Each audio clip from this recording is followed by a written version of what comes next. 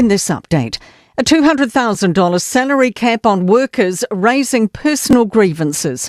Parliament's passed major changes to employment law. It excludes those high earners from the right to raise claims and removes automatic collective protection when workers first start. Employment Relations Minister Brooke Van Velden says businesses need confidence. But the risk of costly, drawn-out personal grievance claims has made it harder for businesses to properly reward and take risks on talented employees. The Greens have launched a policy to give new workers default union membership. The Infrastructure Commission says money will be the biggest barrier to getting infrastructure over the line. It's released a 30-year plan with recommendations for priorities over the next decade. One of the highest is hospitals. Commission Chief Executive Jeff Cooper says there are strategic ways to establish the highest need. Look at how our ageing differs by region and then establish where services need to follow. People need to conserve water in Canterbury's Banks Peninsula, and water must be boiled in Wainui and Little River. The area's heavy rain warning expires at 8 tonight. It's still under a state of emergency and cut off by flooding on State Highway 75. Mid-service meteorologist Matabilo Magabutene says it's been drenched by a huge amount of rain. We've seen rainfall totals upwards of 100 millimetres and even in some places upwards of 200 millimetres in the last 24 hours. And in Dunedin, a heavy rain warning applies east of Pukerangi until 10 tonight. Parts of the North Island still have major weather-induced power outages and road closures. Sky TV's Neon is losing some flagship shows, with Warner Brothers Discovery offering HBO Max here from mid-year. It'll air originals like Succession, House of the Dragon and a new Harry Potter series. That's news. In sport, the Black Caps don't believe the loss to South Africa will derail their T20 World Cup campaign. New Zealand will look to secure their place in the Super 8 stage with a victory over Canada tonight. All-rounder Glenn Phillips says they're still able to take positives from the Proteas' defeat. If you look at the options the boys took, they're in really clear mindsets. Obviously it just comes down to execution at the end of the day. And first ball is at 6:30. A heavy dump of snow has kept Zoe Sadowski-Synnott from laying down a final practice run before her Olympic title defence. Qualifying for the slopestyle event was brought forward a day given the forecast. The final is still set to go tomorrow morning at 1 a.m. That is sport. I'm Raylene Ramsey. Tasilima I Watolu Amo Radio Samoa.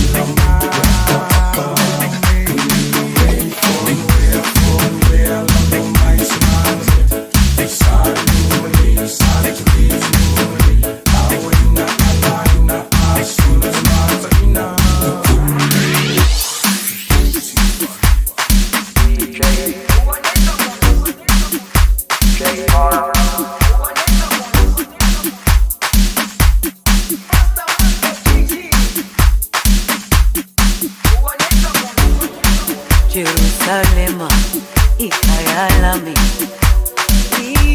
ilondoloze uhambe nami zungangishilana Jerusalema ikhaya lami ilondoloze uhambe nami zungangishilana dawo yami alikholana buso wami awukholana ilondoloze uhambe nami dawo yami alikholana buso wami awukholana ilondoloze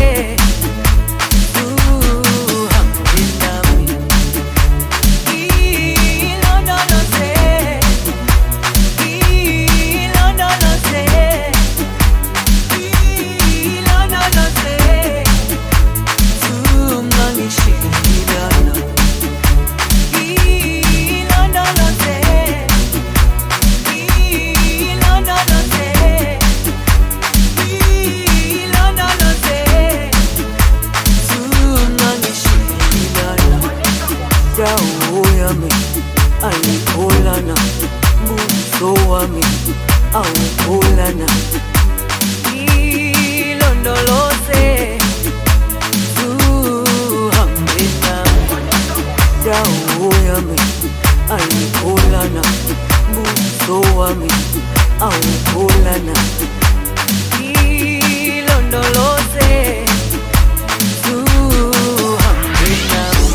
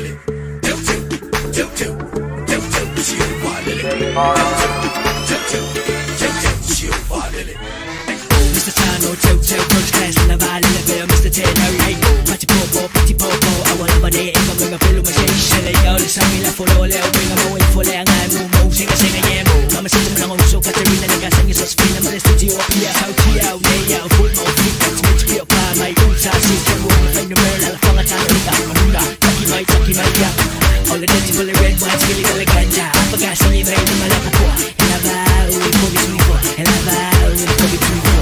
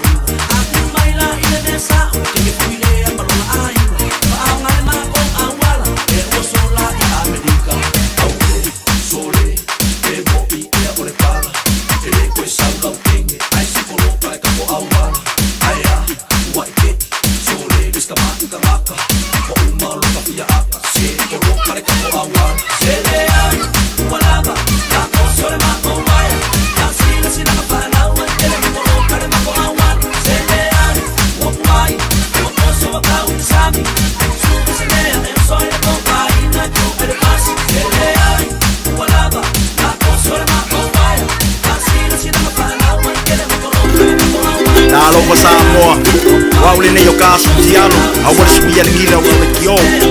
Eva mai, nese kulima iba polu, amo, Radio Samoa, Vivela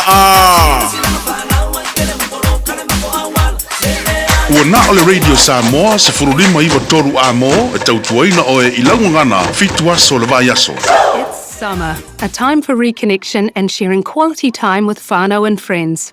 But a time that measles can be shared too. It spreads easily and can cause serious illness. Before you visit whānau, check that you're protected against measles. Having 2 doses of the measles vaccine is the best thing you can do to stop measles spreading and protect those you care about.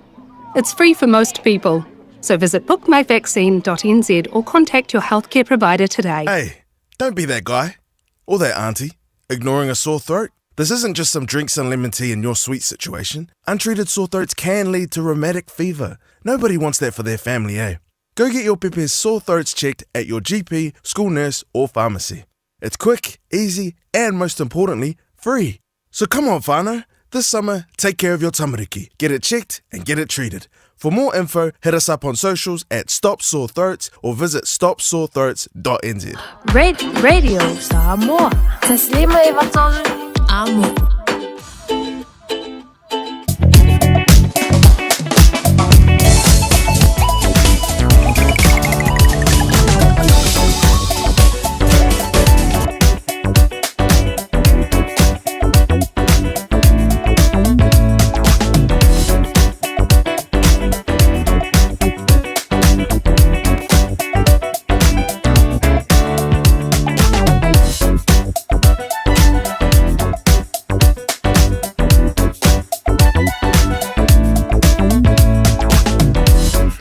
Lua sotoro minute ona tāra le tulai fitu.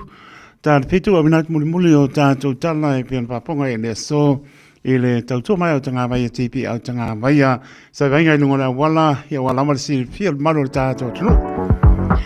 Mai tai lai tu le lau papa lo papena na le mobile traffic mai Constellation Drive angai lunga le lau papa ia pape info le angai mai up north. Ngai mai opani ia umakoa slow the traffic ia pai mani e o ta malawa i le saunga le mo ia e pa auto lei ia pai tanga at Green Heights Bridge ia la winga tanga at na Hobsonville ia mo drive no pai ia pai toi mo mai Royal Road longo winga kia lu Lincoln Road tanga i Hennessy I was slow the traffic nefia fiu tu tol fi au ngan wenga mai Pitchaven Berkdale ngai mai pi Beacon Head, one wa road ngai lunga le lau papa, ko slow le traffic. Ia, pai mani la to ngai me line to le lau papa, pai o tai le taulanga Victoria Park ngai lunga le lau papa.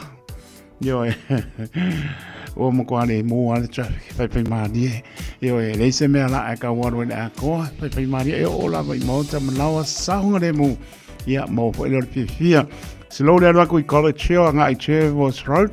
Ia la ko ngai Herne Bay mo fo ia Westmere Pennsylvania ia lo ngai ngai lava ia West Auckland ia pai po ngai mai taulanga Simon Street ngai kai papas mo mai po i Manukau Road ia lo ngai ngai mai one ngai Queenstown ia le la papa i mangele lo ngai ia lu malai ba nele ia no falsa zu ia ma pe la mon tampo ia to le Radio Samoa i le traffic reports ia ngau sil fiel malo tato no pai si se loa ko le anga ia tu Remuera Road ia mo atu ia Meadowbank GI ia la ko ene ngai Pilkington Road ia ngi kia ngai Pemua Ellerslie Highway Mount Wellington Highway Silverba o makwa ai mai so ngau po ki munga o makwa slow le traffic pai manie saunga le mu le lofo le li le runabout Green Lane lunga le motorway le wanga mai ia mato follow the leader awa ke so ngala ko ke pe ko mo pa o ke le pia le o mo to malawa Ia, angai mai lo le lunga mato wei sa ngai sa Auckland, ia pasi mai le mato pale pasa lau bane pa ponga le tunu. Ia pulo te kalkal mai fa ko fasto I foi ko vai. Ia ngai to lo le I marewa lo wa ko ngai sa mora ngai takanini pa pa kura poke koe. Piki lo kanga pu mar kanga pe ko fa ko le wala. O sa ringa nai lunga le wala mo se fil baro tato no ina o tu lai mai tato taimi. Luas pulu bidu te ona tā leo le tulai fitu soa pa marama lolo tātou ri pa alo Yesu ke riso le nganga wha alo alo le mi ngau tawai. E o te pata alofa atu ai le maulunga o tātou tono o mai lawa I maunga maulunga pa ia se o pito titi tā lofa lava ma lor folau so I fua maria pa aptai le atua ilana pule pa so I fua le olo o taito. Leo tanto e maputa I lungo peau mga ea ile tautua pa awore Radio Samoa lima iba toru a mo talofa lava pa talofa ya pa awore tala lelo pa tuna pa ulia so stafo aotero nela langi atoa ea mesa to vini tau suina le vai o soifua mo ni nganga mo I malona malo foropa pa talofa e tunu e malo le tunu pa aptai le lava ba ia le au mo le po tau pati mai lango mai tari aina o tautua ale Radio Samoa mai tunu mau ya fa malo fa tai ya me so Samoa na lo le atu Pacifica o tunu umolo lang ya me se lo penan fa sa lo te fo le tasi o no tesi ma le tasi ya le na so o lo lang I lo fa fonga ya me so ta wala for the Radio Samoa au kilan nei ya malo fo la malo so I fo manuia fa ta lo pa so mo tanga senga se mo tamla lo pa penan fa to lil malo si ta to no ngase o tino o poroba batalo patu ma lo fa taito ia yelfa manolonga neri mo ma lo si ia tato te nga mo ia molon pingano le ngalo I fangalo ina foi ia to tuli fa salanga io fa pe ai fa ngalo ko mio la lamba ngano tuli fa salanga e mana tua to stano ia lo fa le tu musu pelo no lava ngang pa ia la ngona le tangata le salamo fo I lo na ai ia lo fa te le tu fa maoni to fa salanga bave mai se la fie tanto patia le lo fa le o fo ino so fo mo mo ia mo lo na pingano na el mata go fie le la langi ma o ma o so fo ia fo ro pa ta o lava na ia pa na ne ia so ia onga te tonu e manuia fai po le tonu e manuia faiba o na yalom whanau tamam teine ia o onga e orbi inga po I le tua ai maise lava tua asina sina ano whae o amai o tau na o tamana I o tina a lofa te lea teito te talo pea maole so I foturu I mai le li a maise o tofi na wahala awa I le li a te o tau sa tōtau o sa ina mailinga sūra tai au e o manefia ma lor pale ma lofa o whaiva o le vi inga e fo I le atua. So vitu minute o na tāre o le tulai fitu. Ia, ana wina toi leo tātou tala po o iei lungo I pere. Awal pone. Ayan wakua na ako o kana pia tāne tulai fitu. A whenga misi na walu, misi sulua, pasi alu I sa tui mo lufi. Ia, pia tāne tulai fitu. A misi lan pasi nga. Ea, whakari dole pasi le balu tai. La tō lunga la wala wha mole, tōlu wha mole. E leo se pato nunga. Io e lea ia mo o liu baa pe o le upo le tunu. Ia tu atu io au tapa atau ne ai le lei, a le ai pata pei a wau o le tai. Lofa italia na mezzo I fua mola I taito tato fai mea sili. O leu stai ma le wha maoni. Fia sila I leili I lo whingara mo loto. A wala whaonga hina telefoni I lunga le wala. Ta ua le saonga le mu. Ta ua le rolo le mo le pasia mo ni. Le lopo ala sau ka makau. Po ala sau langa mani. Ai tuli alo sa. O lo le vai kaimingi. E se pa hika lai peo ai kam. Awa whasa aina. Wala au whasa aina. Soro a kola lang. Ia e matala I tātou. Ia e. E le wape supo mai. Ai kuri moe im tātou. Matala na tātou kaimilea. Le ai a se me po pole ai. Whamoe moe le li. Lo lava nganga pa ia so san sili lea. Tau tō luaina I tātou le uru whafo. Ma le uru whane. Le ia le li. Ta ua rau tanga I maramlama I lunga I whaeilo. Leise si lunga tu la fono. Ia e. O le mauina. I au se leni te mao ainga po ai. Ngā luenga au au. Tau si ai lo ainga. O le vele mano. Aisea. O le presidenga I aisea. O lo wata mana. Io e soli tu la fono le stai mal fia kama ia pa au ke lai pa talo pa la to lungo le penga sa pai nangi lungo le apia polinga lungo le YouTube channel pa tai ma mai ya lo fa te le atu nuia fa sango le malo ta no nisi wa ngai pe amnga benga fa manu via le tua nisi tu to lo fe amnga benga ma no le pale matu fa ma no ki ai fa vai o ki a mang ma ro kamanga pe ro ma fa le ma fa le ya o fa tai ko lo pu lo ya ma fa ma lo se a ve vi ngai le tua pese la ya la pese pa pe tai le atua vai o le tune nga ro ka ko pese e kala pese nga kisi pa pe vo ele ngo ka ro kam ya ele ri ya manuia la mala fiafi moli fa maloma fa tal flinga pare sala pai flinga ya se man francisione flinga ya fo moa fioga ni ato sa be el Harrington lu tau tuam to bela ni aso ya fo ya tria man ni fo ya to fo man la tau tu la so ta ya ta ju lo to la ona yo mapu tinga pen weng marvang alo fat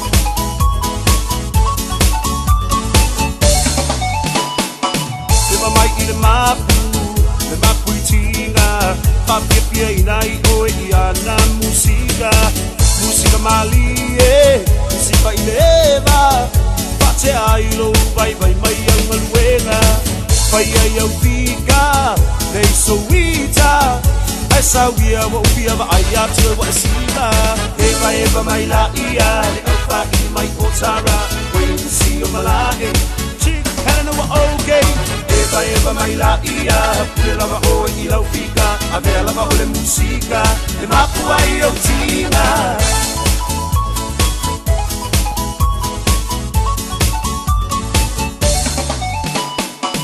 Nai au paanga, ye vai vanga E momoli atu le nei pisa nai o lo paanga Le ngata i au te roa, whapele lau rangi atoa Mo o ngai pia tau tua mo e Samoa E ala i le taleli, o le musika E sauia sei e whape pia mai a ita Eva mai la ia, le au pa i mai o tara Wait and see o malae Kana wa okay Eva mai la ia Pila va o i lau fika Avela va o le musika E mapu ai o tina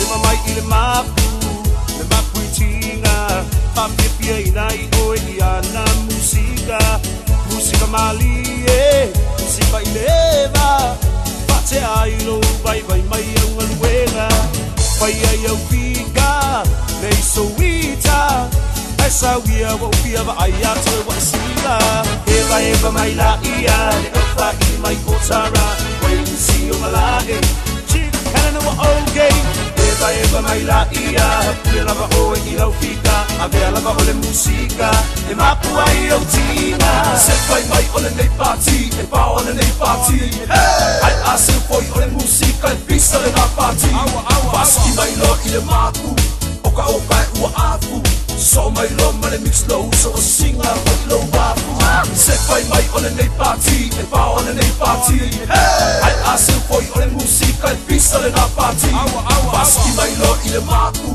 oka ua afu so mai lo male mix low so singa o lo wafu eva mai la ia le alfa i mai potara when you see your malai kana wa okay eva mai la ia pela va o i lau fika avela va o le musika e mapu ai o tina eva mai la ia le alfa i mai potara when you see your malai kana wa okay eva mai la ia pela va o i lau fika avela va o le musika e mapu ai o tina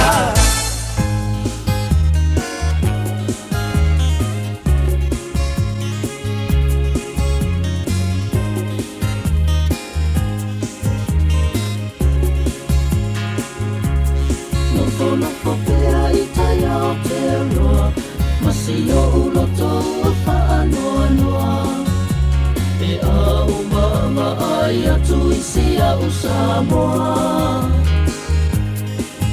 lenga ua wha solo atua ne wha mai fo I ua tau leinoa ai o na ua e tamau a inga I le oa tumua pule a inga mana tawa tanga I le sami ua so o le masa toe liu liu le whaau tanga tangata ia o la male fia fia o le ia so a whainga tale soi fuanga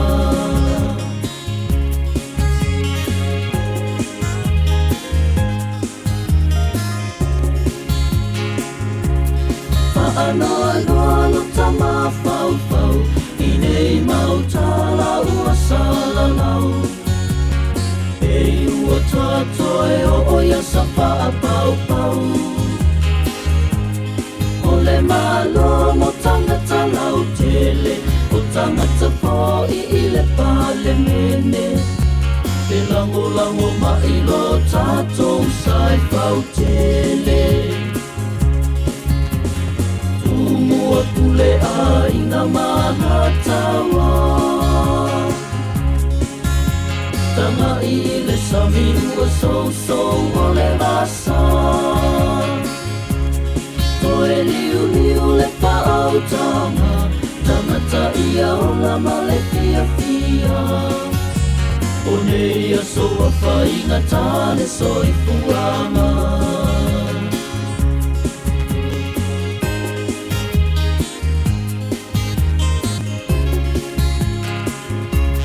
tanga nuu fo I ua mongatu ua tau lea I fo I se mamanu Paata sina I le ana toso whaalau whala Ta I e o le tamanu Alama toe sa sa le whawhao Se manu I o Samoa moa tae ao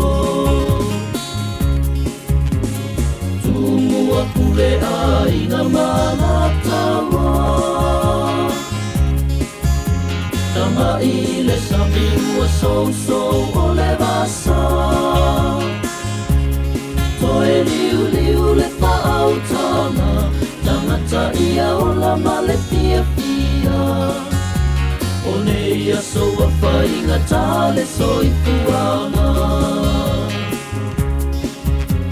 o nei a so a whainga tale soi fuanga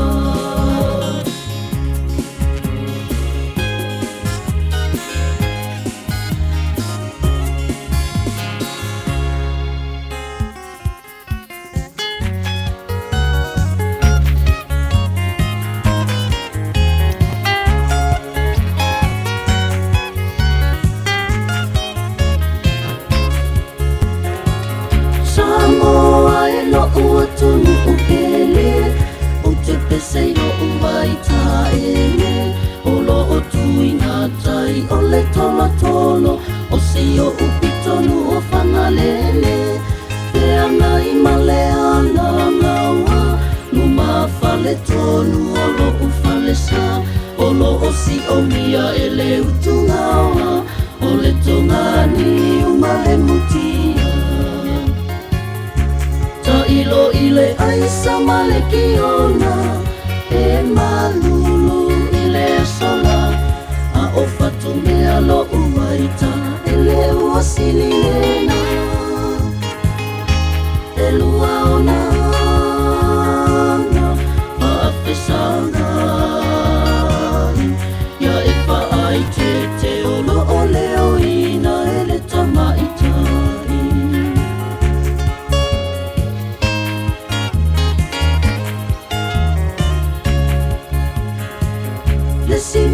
si te pue pa e ma e ui atu ai o ta e lenga ma e se e le pa e ma ma fa amoli au tanga mea tanga ia ne loi nai au ina me tuna le pa o fuma le una o lai o no fa apea le se pa mamai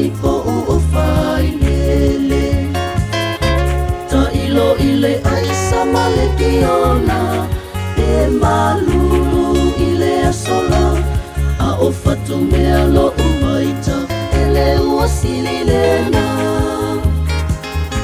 e lua ona paapesanga ia e whaai te olo o leo ina ele tamaitai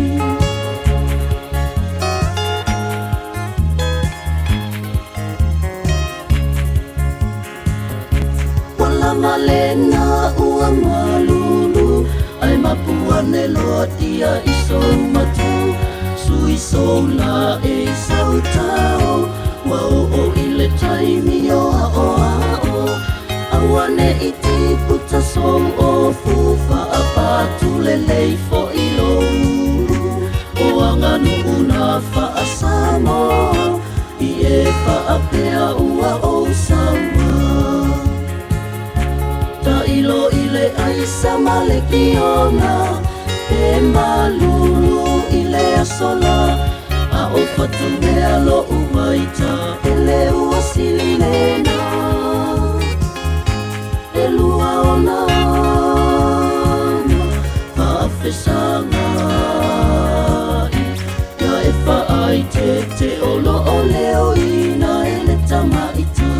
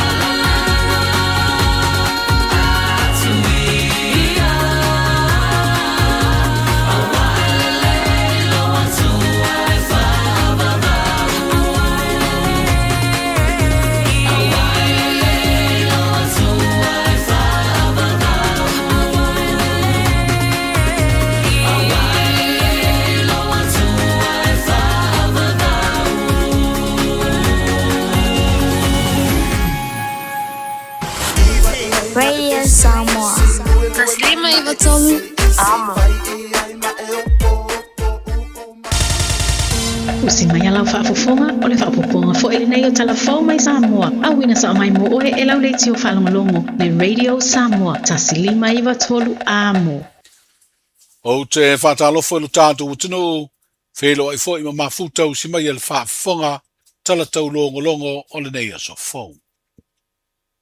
O tātia le amata tufutu whaina o le so soni tupeta i se lau lima sifuru tā la. Mo le toe ae o a onga le whanau. Se ia whato a tufa pe a mai a palo tala iti, ai tu malo sa whatatasi ma vai singa no lua. O whailoa le whai unga le teitai o le malo le fionga i le pāle mia. I le sauninga na saini ai malienga, mo le wha matu ina atu o vai ngā tupe, o le tasi tesi ma le valu miliona tā lao le polo keti o le ati nae, o nu o i tu malo palo tai lima sifuru ma le tasi. Wharia le pāle mia le sunga la uri le maria toa le o te apolata i waufosi.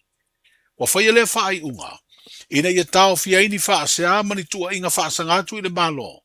E wha peai wa wha tino le wha matu ina le viso sani, e whai ma wha to sina o palo talaiti, a vaisinga no lua masafa tatasi, leo wa wha tūlanga e whaia i le vaya so a sau.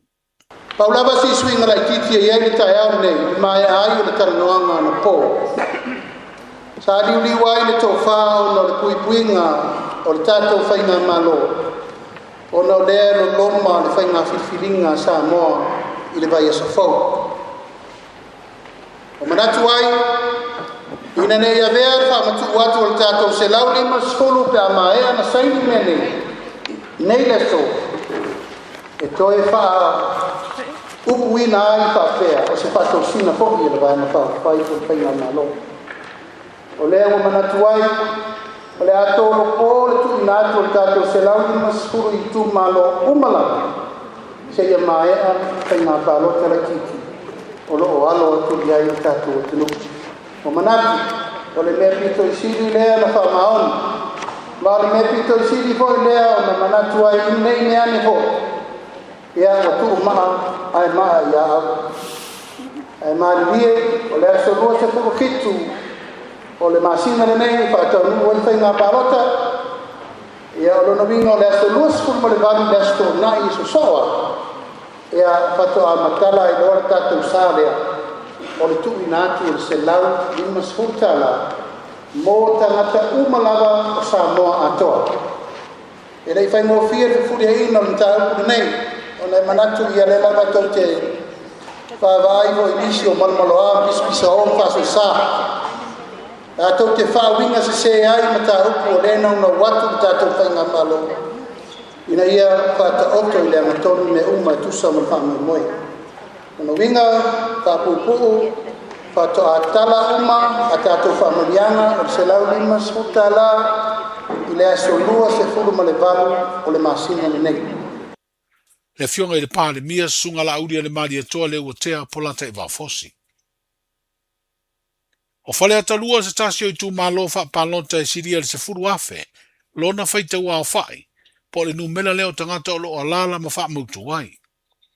O le sosoni e le malo le toi fo i le aonga le ema wai e le tangata e to tasi, ma i le pepe fto a whanau se i o i se tangata au pito matua tau sanga o le soifua, le se lau lima se furu tala. Wa valo ia le whaalu umai o le tasi le miliona ma le valu se lau afe tala. O tupe o le poloketi e le fono wha vai, a lea i tū malo. O whailoa le whaipule, ma le tasi o teitei fono so whaatasi o le fono whaavaya whale atalua, le tō whale atinu ua inso i alo, i le upenga ta wha ilangi le api o fōringa. O le whaite ua o whai o tangata e tusa ma le sifuru afe ilo nei tū malo. O le ao fiai ma whanau, o lo tausia le no whanga o le tō manga mo e pōpua ngā tia i tuana i mato, o se vaenga o lo la vea i le whaafanua o le tū malo pālota o whale atalua. O whaeloa i le sui whaipule i tangata umole i tū malo i lunga o le au wala o fiso ta inga, whaona po nei. O le tū whaina o le fiso swani se lau lima sifuru tala. O le ale whai aini polo keti. Ai o le awhato a whaatino pe a o atu i le tū whanga o le 2 miliona i le tausanga wha le tūpe fau. Le a mata i ai ulai o le tausanga nei. O le asto na i lua sifuru valu o whea puali e whato a mata wha so ai le fiso swani tupe. O le toe fo i lea onga o lea i tū malo maisi i tū malo uma, pe a mai a palo talaiti o lo lomanei i le vai o se fau. E ui na sa fesiringia nisi o fai pule o le itua ngai, suinga ua whaatino le tofi o te whono whapea sui o komiti o whono whawae. Peitai o le saini ai o marienga mo le whaamatu inatu, o vai ngā tupe mua o le poloketi miliona, mo le paya inga fau o le pā le mene se furu le valu. O mori mauina ai o lo au fi ai tu malo o le pā, whale ata tolu, ma whale a lupo, i marienga na saini ai le asonga fua o le nei vai aso. O na o i tu malo e tolu e le o au fia i marienga ua mai a sainia, he au fia i ano a maatasi, le tu malo palo tole min sta lo i ai le vai o le poloketi, o le tu malo si umu, ma whaasale le anga dua. O lo i ai toa o lo mafu ai, o na le sainia marienga si umu mano a maatasi, a o whaasale le anga lua ua i ai le wha i ungar ka peneta e taofi, o na wha matu i ai tupe o le poloketi, ona ele o talia ele ai tu malo suinga ua whaata oto ele malo i le filifilinga o te whono masui o komiti. O le toe wha ua wina o le apolo keti o le ati na e manui o nuu mafio anga i tu malo i le paya inga fau le nei a le pāle mene mo le isi 5 tausanga. Ua whaatino ai ma se isi o suinga o le saini whaatasi uma leo marienga ma a mata whaatasi ngā ruenga o le ati na o i tu malo se ia vanga na i whono whaavae tolu e peo na whailo atu. O i tu malo palo te fast furu valu o mai a sainia marienga. O le a wha matu i ai le tai miliona valu se lau afe tala. O le te tai o le malo le fionga i le pā le mia na sau noa e te tala. Le saininga o marienga mo sui o fono whaavae. Ma le a poa inga i a tautua nā. I a sanga tonu ma manino le wha ngai o i o ati nae. I o ngatasi ma te iala o le poloketi. O le fuafuanga le malo e ave se mai le matanga luenga o tina matama i tai, a tina e o fiu anga maanga faso tai le poloketi miliona. O le a matai le vai o so fau, o na whaatalatala noi uporu whapea sa vai, le ata whaata i tai o le tūla fono tau whaofi, mo le whaavaina o se pūlenga fau, po se isi au nanga le malo, na te pūlea ma vai a le poloketi o le atina e o nuu mafio anga i tū malo palo ta uma o le tātou tino. Wa whailoa tā ngā ruenga o iei nei le pūlea ma vai o le poloketi miliona. O sa vai o le a matai e whaatalutala noanga i le asolua o le vai a so fau. Ai o le asolulu e whai ai uponu. Wa whautua ina ai le mamalu o le atinu e a wai e whaali o lātou whinangalo. Ai maise o sui o komiti o whono whaavai. O sui o nuu ma sui tamā i tai o whio anga. O lo iei le fuafuanga o le a whaai ngoa lea au nanga fau. O le pūlenga o ati nae o i tū malo. O amata ona whaatala noa le malo o le fuafuanga mai ni tausanga i le ima mau atu. O le a fausi ai se malai ta alo au tu fau po se sports stadium. I tuana i mato. Ona ua leto e saunga le mū le malai ta alo au tu o le Pia Park Stadium. E fast food fitu eka le te leo se whanua ua whailoa le te tai o le tātou malo. O lo o fuafua e whaatino ai lea ngā ruenga tele. O le asa ini ni paanga le malo Samoa la tau te whesoasoani e fausia. E tō whanisi o tamali o le atunu ua whaamau ni e le kāpeneta. Lo lātou whiriwhiria e vea ma te whono komiti whaatonu mo nisi o au nanga tū maoti o le tātou malo. O le komiti whaatonu o le whalaputonga o whaputu ngā tupe mo le lumana i manui o tangata. O te whono ai, le fionga i a tangaloa Eddie Wilson, o se whaipisi nisi i ronga o le atunu. O le tō wha i a la vea tupa i matuna i ula i la vea, o le te whono fau leo o le komiti whaatonu o le pūlenga, o le whare tupe o ati nae. Ma o se tamali i sa avea ma ofisa sili, o le mtanga luenga o tupe le malo i ni tausanga uto nai. O le sunga i a papali i Hansel, o avea ma te whono o le komiti whaatonu o le pūlenga, o tā longa tau peti petinga po le Samoa Gambling Authority. Ma le sunga i a tupai, sale i moa ai, o le te whono fau leo o le komiti whaatonu, o le pūlenga o tangata tā whao mai whafo. O whailua ia tō whinga i le fionga i le pālemia, i le whailoa inga matu sitala i le vai aso ua mawaihe. Tala i o le nei aso, soifua.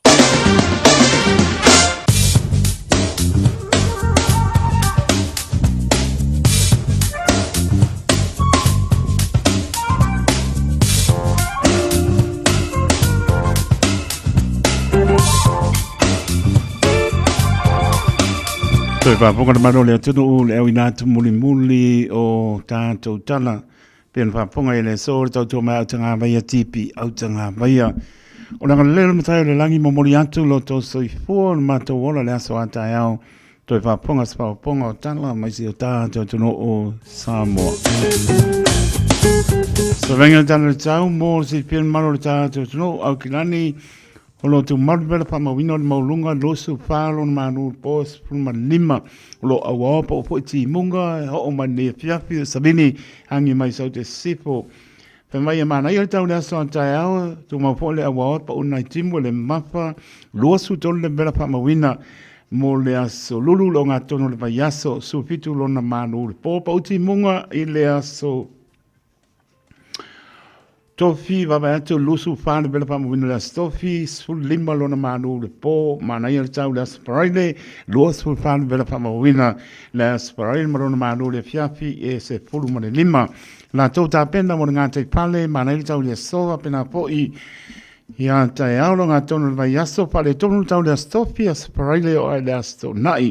Ia leila mara tāpena mewa e silfia o whaola te foni whea veai o anpe tupu mai nai tāpena iai. Tai sua au kilani lua se pulu lima mi lute te ele manu ta le lanso le tai au kilani to sua leo le tai. I le lua sepulu minute le iwa po ana nei tai sua i o neanga su lima minute su lua le auri le so. Suare tai i o neanga. O le tai sua i manu kau hits, pa vetna sua le tai i le 15 minute su lua i le pamean le lato e sua le o le tai i le 10 minute su lua le audio le so, ma le tai sua i Morawai. Ta tonu lamba su tasi tai on le la, na sua le tai i Morawai. To sua le o le tai i le lua 10 minute te su tasi po ana nei. Pa ta lopa si o tātou tonu i Samoa, o lopa pena o na pa ponga mai ia mese o le pauti munga au au po i papa tili emole wila la te po ti munga ia ai le se me pa polina tato e mana tua per stalo i tato lo ia tuno o e mamau lo su li vale bela pa mau na mai se o tato tuno malona manu le fiafi e luas por man lima spainga ia no pa tolo pa uti munga ia o mai silverdale sau i alpani e o le se kimu ango ma ulu e o mai lunga le ala papa o se bang hore nau wai kanto roto rua tau po tanaki mano tu ia o lo ma nei ale pa u ti munga sau ma le tanto manu lua ma nei po manu longa le po ia lo fai nei o tu asin sina e le fi manu lua lo pa atu mo tu o se bang hore nai pe plenty ken country kiss por mox pe lo mo Wellington. Ia, pei ona e silisila iai i le televise, ora mkua mamafa, lo longa, ti munga, ia, wama aima le alofa, ia, ai, tai tono le alofa, le li ia, papenan martia i pe, i tātou i matua lau talo, nu tu tua oi, ia oma ia, i Wararapan Palms, the North Navy, mai sin tau langa, mismainga nu tu tua oi, se i pa ia kalai stete, Mona no tutua o i olam kwa mamafa o lo longa pe ona sila ia mai mo longa TV ai ai pe le lofo le li ia so ani foi na io tato uso a ona ia me so na io tato ngata nisi o ngana ia sa ngale mulo lato so i foi lo longa pe ona sila mai mo ia mo mama e lungo television ia mai se fo nisi o la leo o sa venga na ile tala le tau ia sa vain hoi se o tātou tunu o i Samoa mana tua lau talo ia ai me te fo i le vainga i nuu tūtua oi ia mo le siri fia tira maro le tātou tunu ina o tu lai mara tātou taimi so 5 minute o te ele tu lai fitu sa mai lau paponga i le tātou waranga au.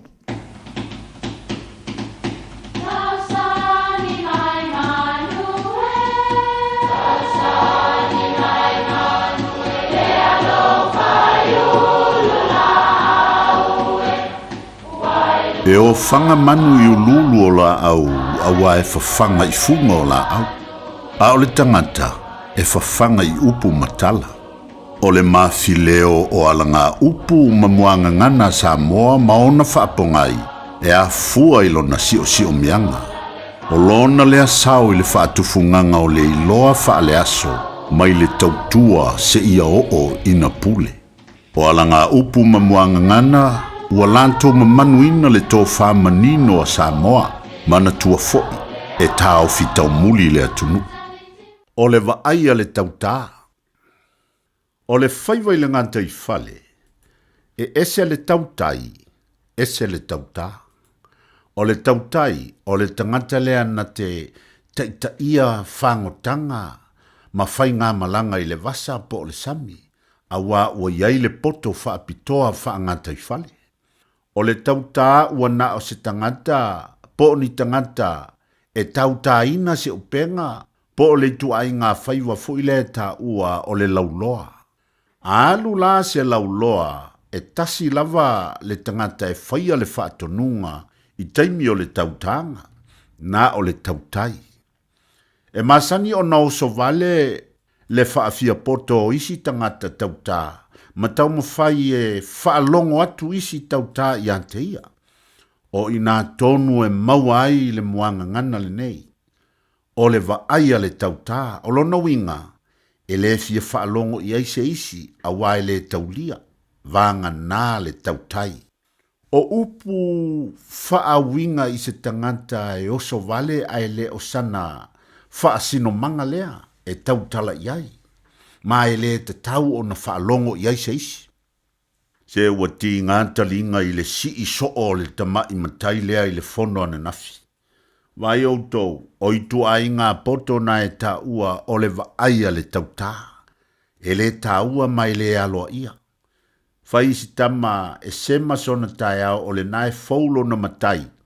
Ai le o se matai fai upu fo I lona matai. Ia pe whaatus tusa fo I le ese senga o soifuanga o na whapelea. Tautua nama o tou o atu nuu nei. Yo tou wa ai pei o le tautai e ati lana wa ai le aliti tai I a o loo whewa iai. E ati fo ilana wa ai le langi na te iloa ai le tai ma le tau e whangota ai. Ai awane I au tau wa ai e pei o le tauta. E tau whaatau wa ai nai au tau. Ma mea tau te whaia. Wa ai a le tauta. Manuia lau whasou.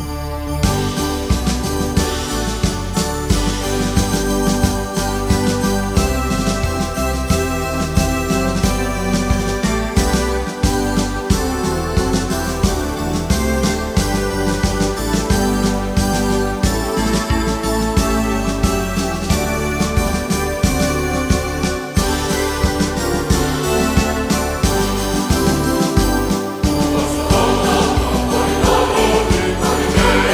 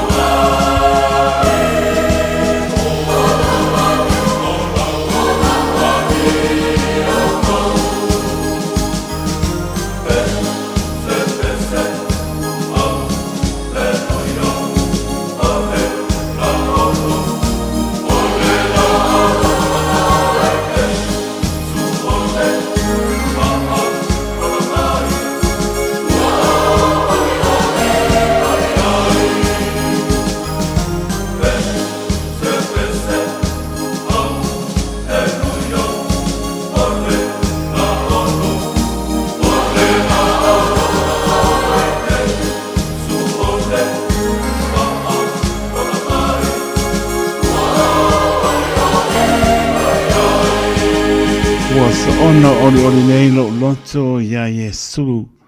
Se whakamani o le kanisia papotonga ke se ana Samoa ma le whioanga wai lima tanto pāti patia pēr le anga leo le matai e le au noa i lona whamaoni mo lona alofa o napi ma le soe o lava ngā taanga maulunga pēr lona bi inga ma wai fo lolo wam ti munga mai o nea fiafi ma le nei aso tai tonu au le tia me uma pe lava sa talo loa i el malo le tunu ne ulu fafo ma le ulu fane ya me se lava ta po inga i tu asin sina le atoro ta tunu le au pai ngā ruenga Sofia le tu nisa i ngā ruenga ia ai me so ina yalong whanau ia onga wa via whaibo ne aso rona vi inga e tu mau e whawau Lua su tolu biru tau te ele tu lai fitu whangasoro pēr tātou porklame apa le tu lai fitu nau si pia maro tātou tono utara tātou leina tolu fitu tasi lima i vatoro no mera tātou email on air at radiosamoa.co.nz Facebook page ma lunga le YouTube channel mau le wha manoa whai ma dia mailo sa ma waipo e nei wha sidanga i pio anga mararwhanga pa tonga e ka le se mnu ta le valu si le fil malo ta tru tanto por clame o le vao pilpili e la no fa ya tu ta fo to mani o le tru bani swa pa tala lasi sa mo la lava se me o lo finngalo pa so mai mata ngo fie le o ia la puata ma fa nga ya i manuia pa so malo ta tru apare tu la iva to por clame te penaina sunga le pa penga ya sana pu mo na kapi a reto leola taulunga stau to la un pa va mori pa maloma pa tai il sponsor o le evening show pa tai tele le accounting Luafe Limited mori lango ina o tato por clame o le fiafi ya pa pe mo mirso san malo tato tru ya le pa so ta ya pe amana mirso san Italia ai au la fonga business mai si la fonga ele mai ai o le tausanga pa tupe i tausanga uma ia wala lea e mpai ai ona e toe maua tupe e te tau ona toe fo i mai ia te oe ai apa pe koe ko kongi lau suli maka la e sere maa ngai e oe so sani fo ia te oe ia e alo ese mai le tongio tupe e le te tau almana ia so sani ale accounting 2000 e mpai ona so sani e le whaatulanga ina ma le talia ina o au la fonga uma ia pa apel so sani fo ia te oe e maua la fonga to e fo i mai e lelo pa so ta ia pesca broset mai e pula e o fiti a pula binaka ia na pa fonga mai lo pa fiki aku ia mai fiti accounting 2000 limited e mana aule oro lua pa fitu iba lima tasi tasfa ko fai kasia oro lua pa fitu Iba lima tasi tasfa o waku lau le silo pa uru pengi me ko me pengi la le ai le me no fa le la ko waku o lua fa fitu iba lima tasi tasfa ke le abso sanga company le ai pa tai mo lang mai sponsoringa fo yo le tau al Radio Samoa evening show ya familia le luas pro no minuto wa te ai le tu na e fitu i le tautua le Radio Samoa lima e batonu a mo pa tanvatu Christina tanvasa o mai o tau i Melbourne ya lofa tenatis manuia o tau pa tai le ka pong mai pa tai mo pa anga a Christina tanvasa sina leo ma se on tu atina lo salia lo maputa me la mo Wellington ka no fai e o mato baba ya tu mo lofa i le lo longo lo mo ai anisi o tu la mo Wellington ma se klai state Dunedin ia alofa le li ia ma tu ia lo longo lo fenga ei o le ma so fo ia le lofa le li ia pena fo ia tu sa ene ma son tu atina lofa te le atu tai ma tu mai le fiafi ia pena vasunga ia ta Vincent Leonard ma le ainga pa te tele lava mo le anga le mai ia mes foi o le taliaino lo fata wa i moto malawa ele le foi fiafi ia tato ma puta se ia pa ia foi ia se time ne fiafi ma ora me manca coeva ai kai ia se po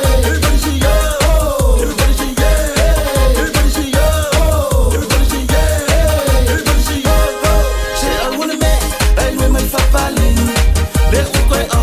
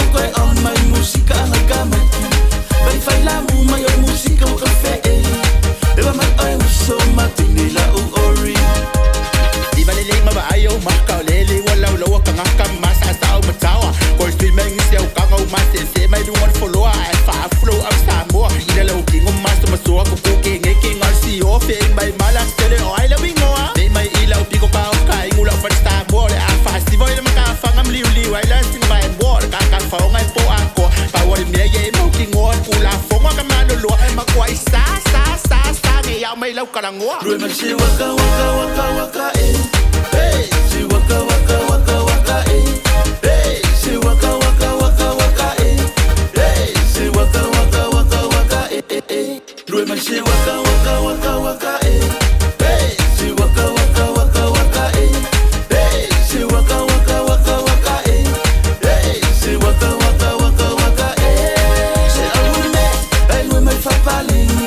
Le ukoi on mai musika hanga mai. Vai fai la mu mai oi musika o cafe eh. Eva mai oi so matini la u ori. Se alune, ai rue mai fapale. Le ukoi on mai musika hanga mai. Vai fai la mu mai oi musika o cafe eh. Eva mai oi so matini la u ori.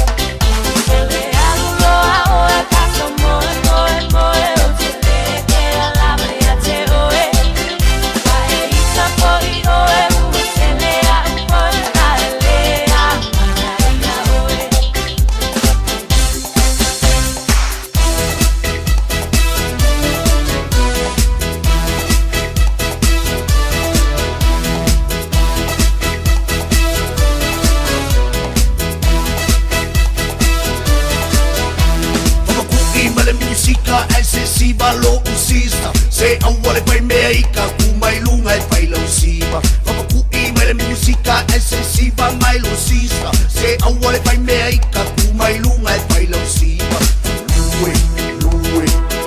Lue lo sista Lue fai o vita Lue lo sista Lue fai o vita 1, 2, 3, 4 1, 2, 3 I know you want me You know I want ya I know you want me You know I want ya I know you want me You know I want ya I know you want me You know I want ya 1, 2, 3, 4 1, 2, 3 Zumba, Ochuluma, Zumba, Ochuluma, Lue mai la musica e fa malengi ai o kika mai asi de ma ela mali hamo exodus I know you want me You know I want ya I know you want me You know I want ya I know you want me You know I want ya I know you want me You know I want ya 1, 2, 3, 4 1, 2, 3 Paling mai su sole la pile se fa mole mole awa e ku mai for fa wa ngai uma ole pole sika ua lue mai pa mai sau pika ya ela le oi wa ole leina e ba ya tu e misti ma painga chi po ma pen lua pai eu faina 1, 2, 3, 4 1, 2, 3 I know you want me You know I want ya I know you want me You know I want ya I know you want me Nalo pa Samoa Wa uli ne yo kasu tialo Awal subia ngila wa wekio Aia wa eva mai ile se fulu ima iwa kolu Amo Radio Samoa De Vela A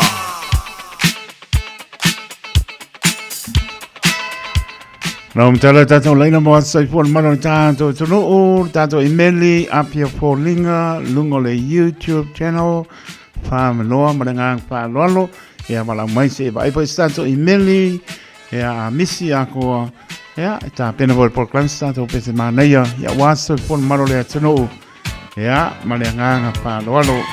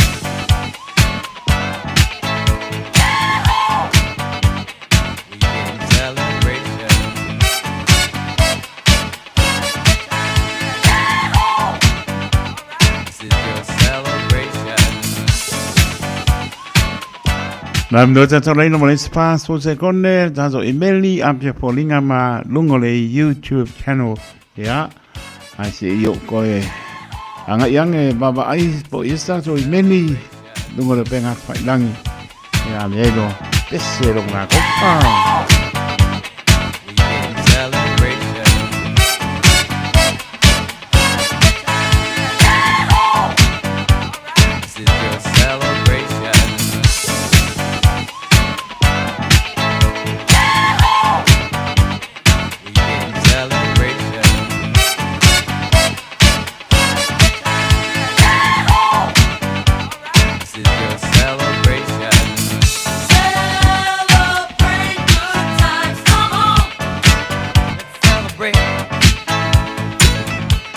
Ia ua mai at ben pata wa le ona fai ma fonga pa leo le porenga de Radio Samoa pa mio so fon mano tanto tuno tamam tinao so ma to pa pensa la bana fana witi o to uma pa mio to waso soifua le so yanga le peno tātou atua toi whaupopo nisi tau sanga stere soifua mo lai tātou manatua pea ia vea pe tātou e whaia lor ngalo manuia te tō wat soifua happy birthday to you o si fong maria sia wo ya suao felice Mikaele pa mangalo mai ka iko wole se mea ropa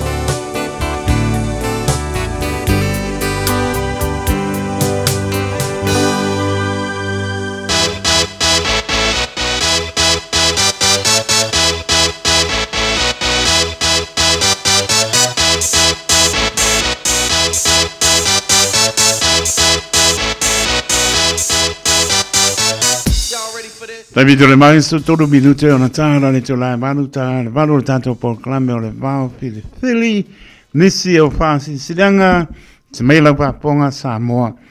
Au ni ngana sa lo minga o le tusi o le songa patsiai ma le lo minga o le vau fili. E mo wai panu penga o Samoa sipo tutu le manoa o nisi o taratu o Samoa o ngā upu o le mtapa yoya le matai paingo whāna lame e pei o whaiponga, maliu, leo singa a inga, sila pa inga o paolo. Se I pāno alo, whāna ngingo e kāne sia, ma le tele, o le ngana o whāna longa, pitsuta lāne tau o iai, nā leo pisa lama o le Radio Samoa, tolu ono pā tolu hope o Avenue I Manukau City e mawai, mo le sila pia antili tal no la fonga pia on mata o pisa ida o iba luono loas lima iba toro ni numera o iba luono loas lima iba toro ni numera ya betanga yana the shop radio samo.co.nz paisa o ka maua le yo o lo mok vai vai mangi eu o ko lo mok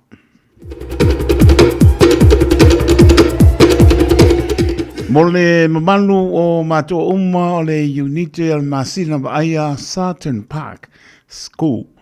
O le anta o to ia o pa ia ma mamalu Samoa o no pa ia o uma on to fi. Ai pasi silansu le ava tele ma le whanoalo e tawai. O le awhaia le tātou community fono Spurvalu, February, luo lima. Pei ale se luo mea whaluo ngoia I le tūlai lima I le fiafi e whātaunu inai I le aonga e tā ua te lelo awa I mai tātou whōntanga mua le nei tau sanga whaamnuia le atua I whiau mga anuenga o le nei aso whaamtai tele sunga le pule aonga whanta vai timu tongi ma le ngā whaaloalo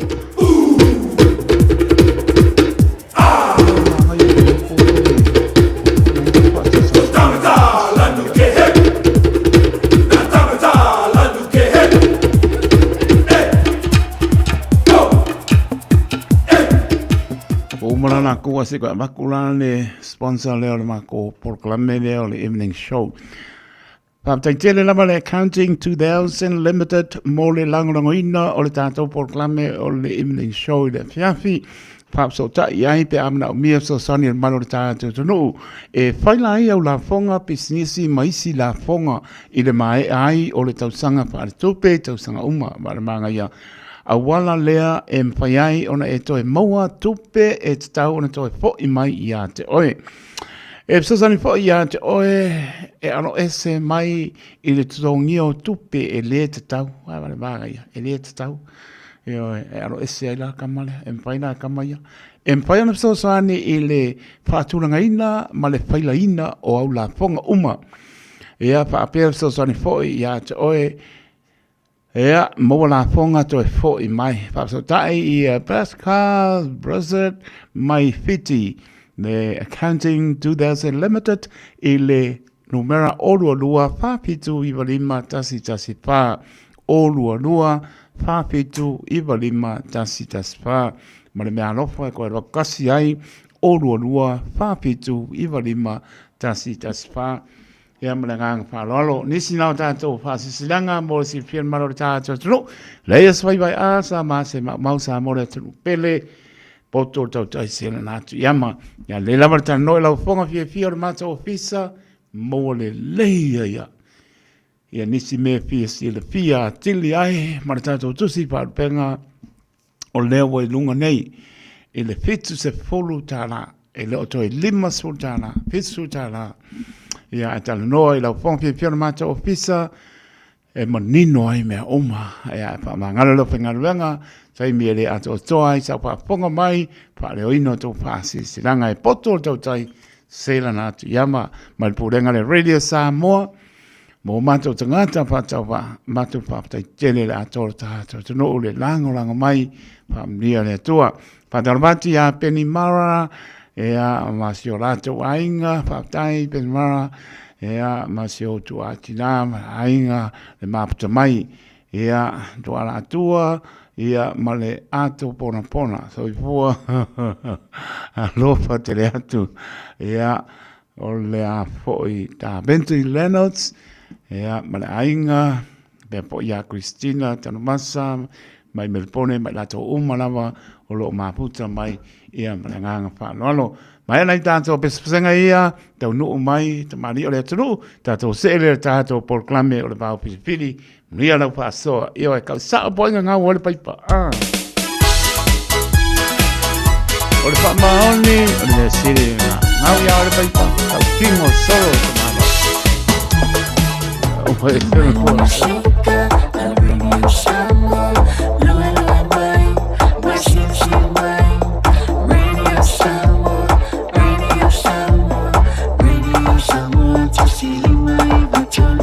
Radio Samoa.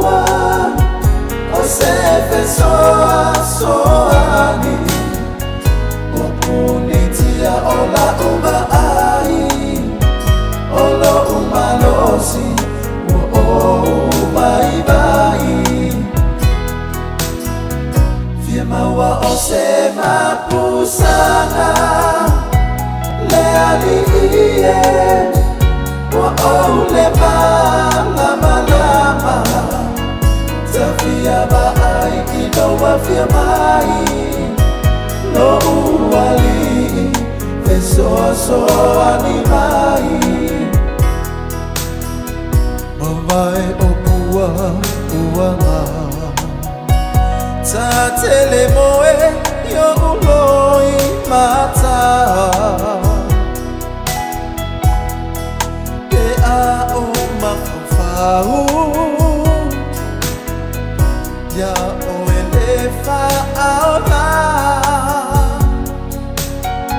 Sisi la lofa mai ia te au Ua o fia maua o sala pe ai Tamai ua o tangi atu Fesoa soani ia te au To atu lima o tangi Ua o fia maua o se fesoa soani Ola uma ai, ola uma losi, vai vai. Fia maua o se mapusana, le alie, le malama lama. Tafia vai inoa fia mai, lo uali. So animai Petai mio le faa mana tunga A o tau lai o uma fau faunga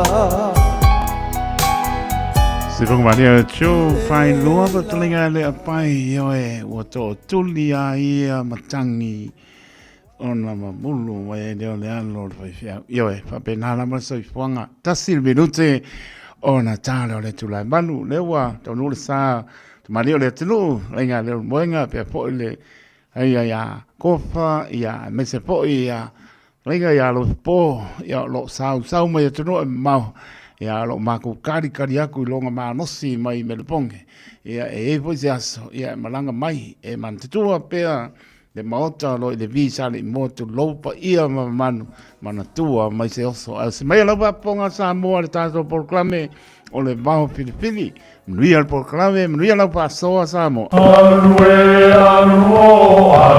so mai so arue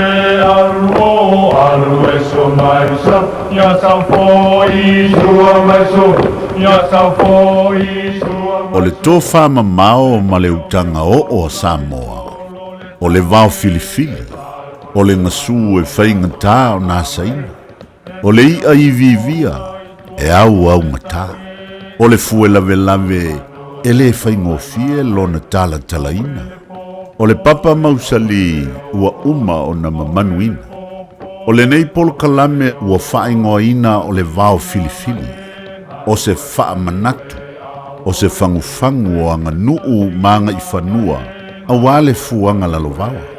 A o si olo pito vaa le tanto polo kalame le au faa fuangae, ia mau le to vae, a wae tau fi ese le atunu. Ia manuia lau faa sausaunga I le nei po. Moa manu o te fia ian, alue so mai so.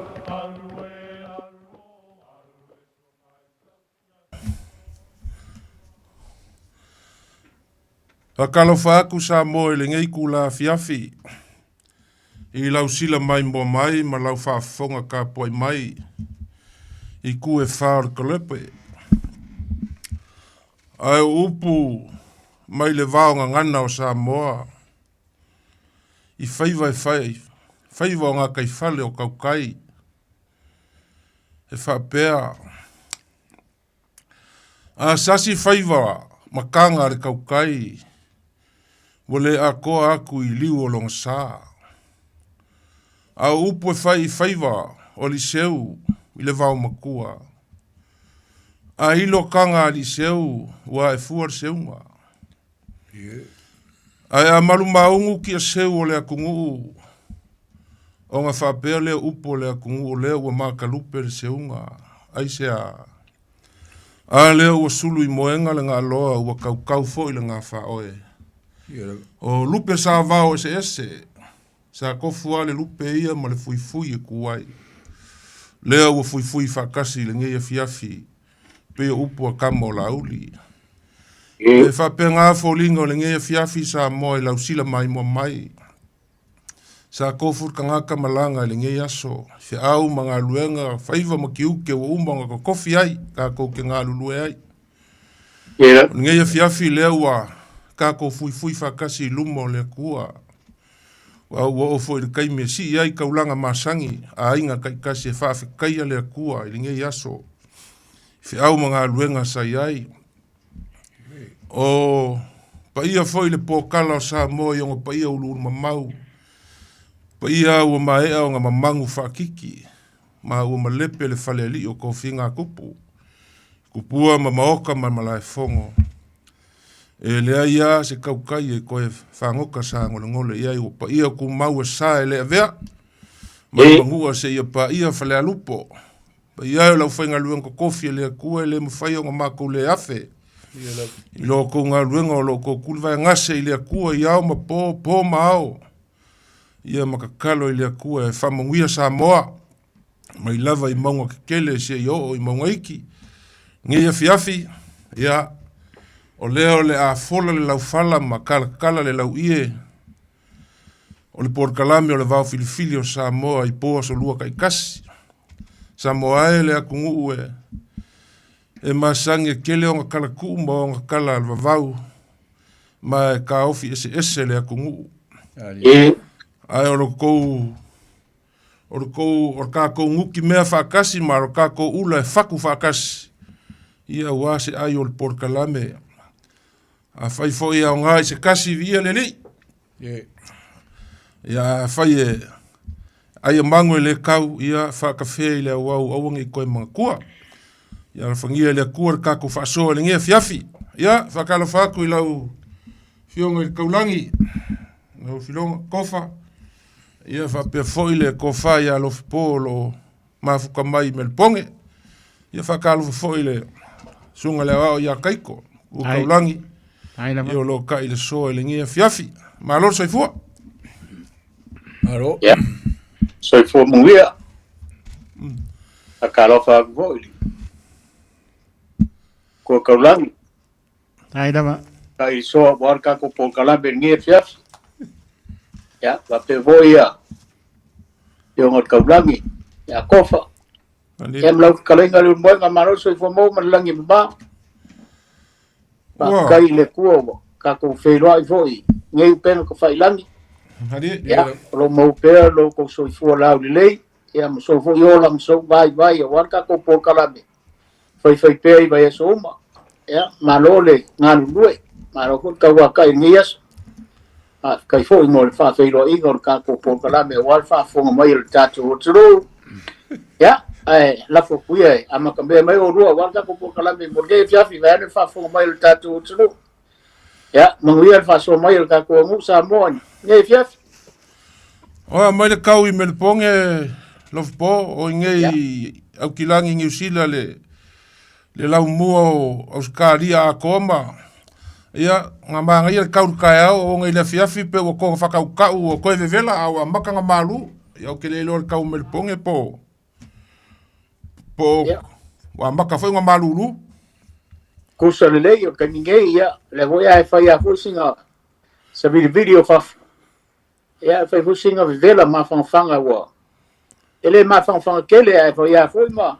Ma ki ire iri voi lele wha maruru ai ma.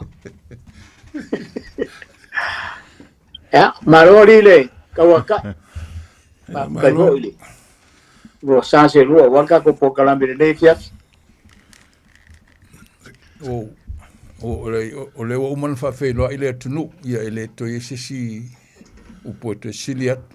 Ai pe o sa no ro fi por me vole fa mo kapidi, o mga kua ro kala risi fiso ngi o maliu e o se fuanga ngi o nga o fa mo kapidi malo alo fafkai ya fafkai fo morkako e ingisi ole kula ko fo le ko ngisi fo isa mediaku ma fafkai ya ku ka ko por kalame le vayaso nga ke ku ngi ya me silon ka o ya le ka ko ke e leo kako ngi whaia onga o le anga ngu, wa e ilo ukar kongunga. O le anga ngu a Samoa le isonga whalea onga. Langa e mau se lea ku ngu, e kofu ane ngu ia ma la kou mau ma la kou whaikau. Ai o kako kau longo e koe au kala ponga o le fue lave a walo kanga nganga, e mese ku maanga lea ku ngu nga masangi ai. Sa o kou soi fua mai ai Samoa ma uola mai ai. Ia, o lea nganga o kako por kalame. Ia, a vaku ai luma. O Samoa o lea ku ngu kofi. E lea o sea ku ngu e koe whakaliola. Lea ku ngu o umaunga kofi. O le sio manga foi o Samoa. O lea ku ngu e oa ili nganganga. O ala ngā upu ma le vao ngangana ma mua nganganga ma nganga whaku ai upu. O upu a kufi mai ko kongu ma whaku mai ko kongu o sio manga o Samoa. Ma e ei kari kongunga foi lele o le kakoanga ngu e oa. E fau pea. Moila. Ia ila kou lo sa ili nganganga ma kau whaku kiki o nganganga Samoa. Ia ma kuku fausa ia auang ngai pēa ia mumu pēa le kakoanga ngu. E le mō kakou ia kupulanga o whaiae. Ia ua pe o pauleo le mea foi le kakou ke la ngonga aile whakamala foi o kakou mākua i onga kua aku. Ia le kakou whio kausu e aku ngi kalaanga mai le amakanga. Ia ai so ia o le ai maua ngai kalaanga ma ngai mea kusi mai sa kusi pengi kusi ma kusi papa. Ia me siringa kaua ia so fau per kakou ngā luenga o le whamangaku ma le kaulongolongo. O le kakou kalangoa i le ngeia fiafi i le whaiva leo le seurupe. Seu ngā lupe o seu ngā kupu ia o kamali i fo ia le akungu e masangi o ngā seu i akukia. Ia, kele upu le nganganga e mawai. E ei mawai upu le mua nganganga. E mawai foi upu le vao ngangana. Ia e mawai foi ala ngā upu. O le seunga kama o ulumu ma le whao seu.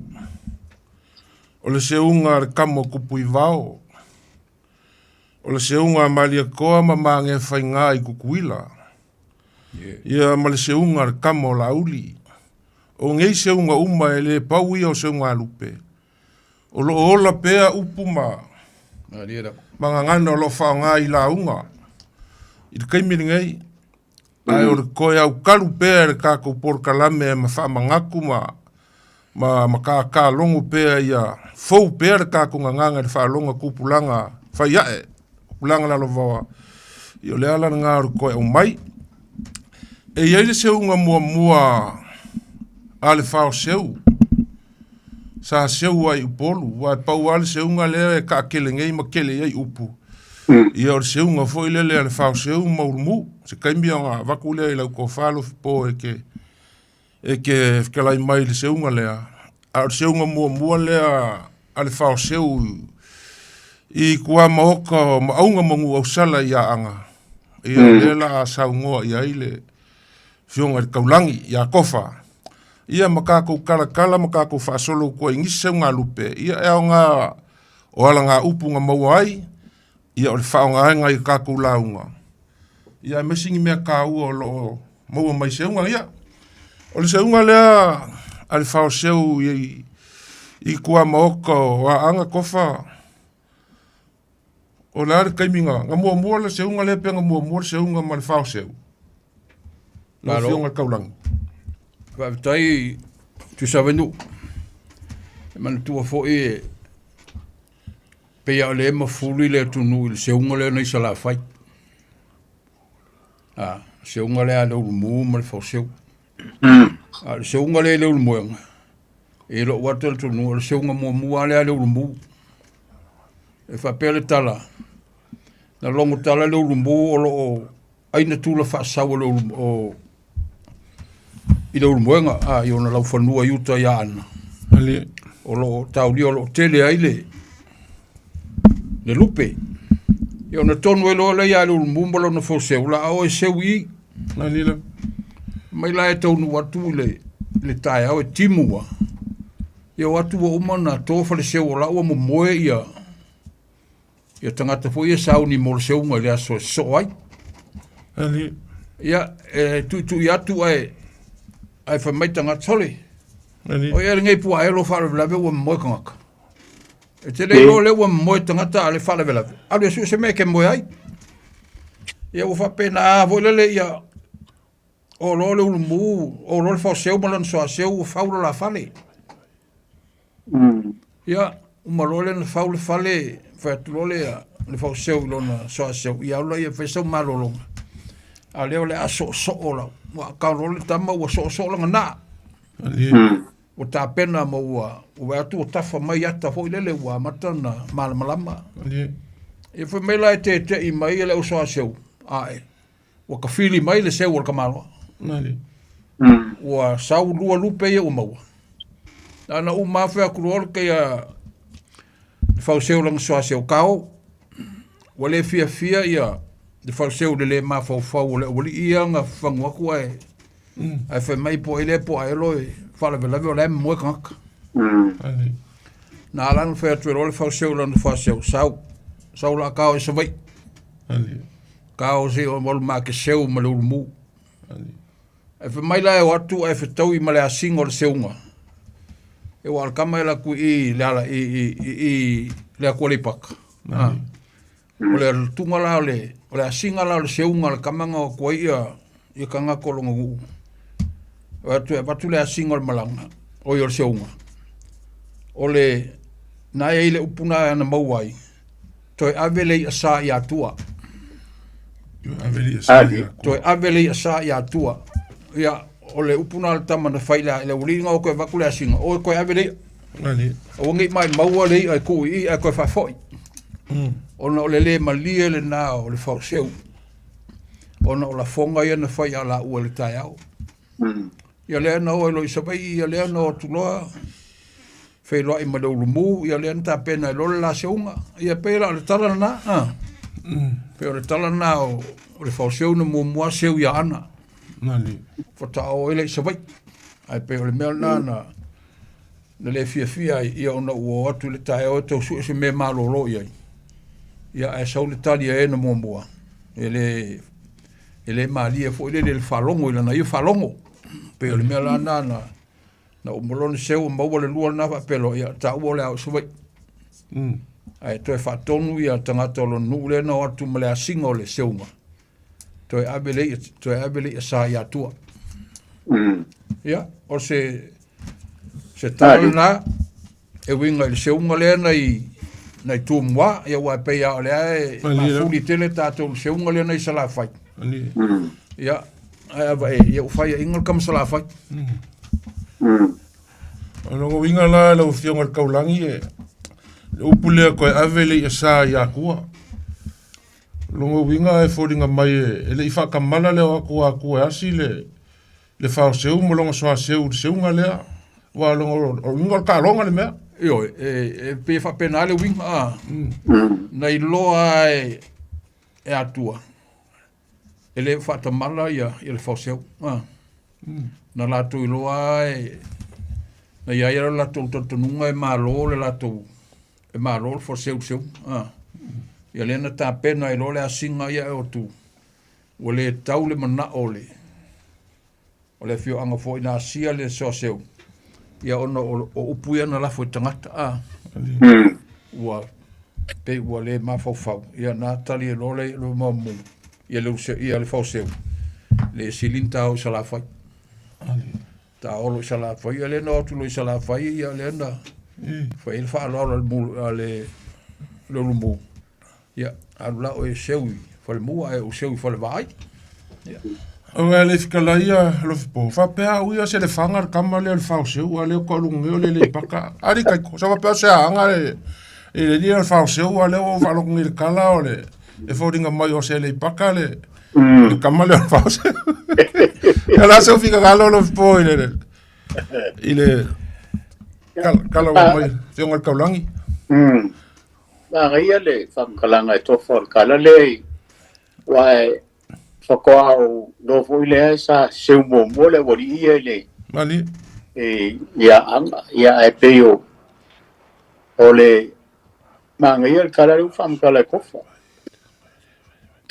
ai ole se unga foi le isa vai wai e mongia foi wai fam la le pakal kamale ol fasu le nga fiarwa ko kamale pakai se vai e fia vai ia u mule e kau mai lang se unga lu pe se va e pe ho se unga le ma foi le upu le vale o ka u ko fale mo mal fale va e se unga le sa o le upu foi le ma sa ni fa nga fale u polu la e seu fale mua e o seu fale va ai e pe o le kala foi le e ki e seu ia pe o ka o le fale mua mal fale va ai pe ia nga ye kala ile ale tu no le seu nga lu pe le woria le fa seu mo mo e fa pe le kala o le fa seu o le sa ai o le ale pa ka po e al kama o mo ia o sa vai ma fo anga le nga ai nga umaro le se un ale wori le o lo le isa vai inga ya mo le la se un alu pele e pe on ka ua e fe me lan kala le tu no e nga u ka mu le fa se u se vai ma ile kae ya o nga uswange le o mo malonga aba fa ka di foi le la foi le fe lo inga ya e fa pe le kala le fa se ai uru mo se ku ia nga me ku ia nga me ka ko amaka si mo maru ka ao ya ole kala fa pe ole mengang fai va pe ile urumbu ya le fa se ya e fili o po fer ki se o ke manga o ya po le fale mua ya po le fale vai ya le fa pe ile urumbu ya le fa se ya sa ole ai se o fale mua ai o se o fale vai de la mo ile upule o pule e mawhai a le hoe ke mosi le fia le umoenga e wa pe foi le fia o ngan kauna. O pule e mawhai a un wha inga le kaimi o wha kaua kula whale pe ia upu masangu. Ia e mawhai a unga whakai wha pe ia wha kai aku le whakalainga le umoenga. Ia o le sa e seu whare moa. O wale whakalainga le kaimi o sola ia e ka poi mai se eu seu whale wa ai. Ia se isa iri se ngafo le whale a moa ia o nga mako pale aku lea.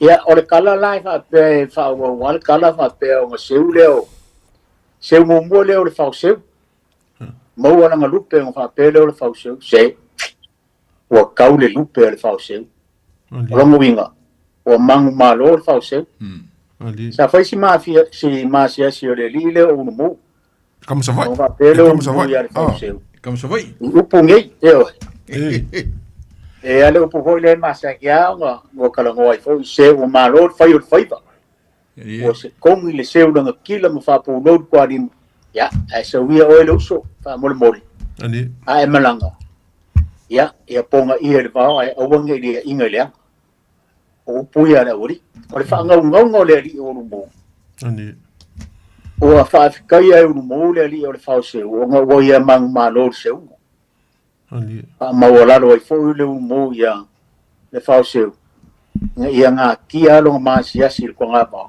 ai o ngi fa dia i le anga lo ma sia ya e ma fa ya fo yo nga ke ro si le fia fa ya fo yo nga fa mi in fa lo lo ba ya e ma sang ya fo yo nga o fa lo ngo fa pe si fa lo po ya e mo lia ku le nga fa kai ile ngai ko le ai nga ia fa lo lo nga ya malo ma au o mangkuaya i lo loko le upo mo ya fa se inga wa a e ma lo se nga lupe fai mai u mo ya fa se o ma lo fai o se kongi le se la kila mo fa po lo kwa lima ya e se wi o le uso fa mo mole ya ponga i e fa e o nge de inga le ana ya e pe upo ngai masengia nga fai fa do po e fa ka wai fa penga se lo ngonga ringi ai le wa e fo i se ka un fainga vai a inga ia ya fio ya ele fa malai nga lo sila ya ma ko ke fa maria ya nga kia la vai va ya o ngi ni inga le ala so ma ko vai nga ya pe ole tana le o se un ala la wai le mo inga ia upo e fa nga le kelo fa do po e pe ia e pe ia fo ia kanangol kala makuku ma fo ile se man fo le kala o nga fa pe ole nga mo la le lupe fo ia alfa se wala nga lo e pe alfa nga ngo ia o ngi va ve fa ilo se lupe wa le kai se mali ia e pe wo so le mikol kama mai po ia wo so le mikol kama mai po nga mo la le lupe ia fa ilo ia la mo fo kama se ia ele fo ia ele va ve fa ilo se lupe wa le kai da so se ia alo vipo nga le kala le vo ke lu sirfia le vo ia ma ko fo ia fa so mai fo le tu ia ta ko fa ile wingor kala le ya ke le fo ni si se unga ko pia ro ke ro wa pa wa le mele o maua o nga ke le mo se kala ole mele sa pam kala ele fiong ka ulangi ya ko fo se unga ya la uri po mali ale wo maua ia le nga mo bua se ka mai i po le kua anga fo ko a ho se vo ia kala le mal fam kala nga mo ia fa so mai el tanto tu wa mo lo mangelo kala inga lo po ia ngo me uma ka fa kai ku ia anga me uma ko aku fa ku isa vai mai si me uma lo fiong ka ulangi o le fale seu lo po ma le fale va ai lo ngo winga ngi fale winga ka o le fale va ai o le fale le e ngofo ai so a seu e vai lupe io polar kai me ifo mai ai le fui ngor kai mi lo le vala au mai lo ile kangaka le ngofo le fale seu saung yo nga wo ifo ku lupe o le fui ia saung e seu ia wa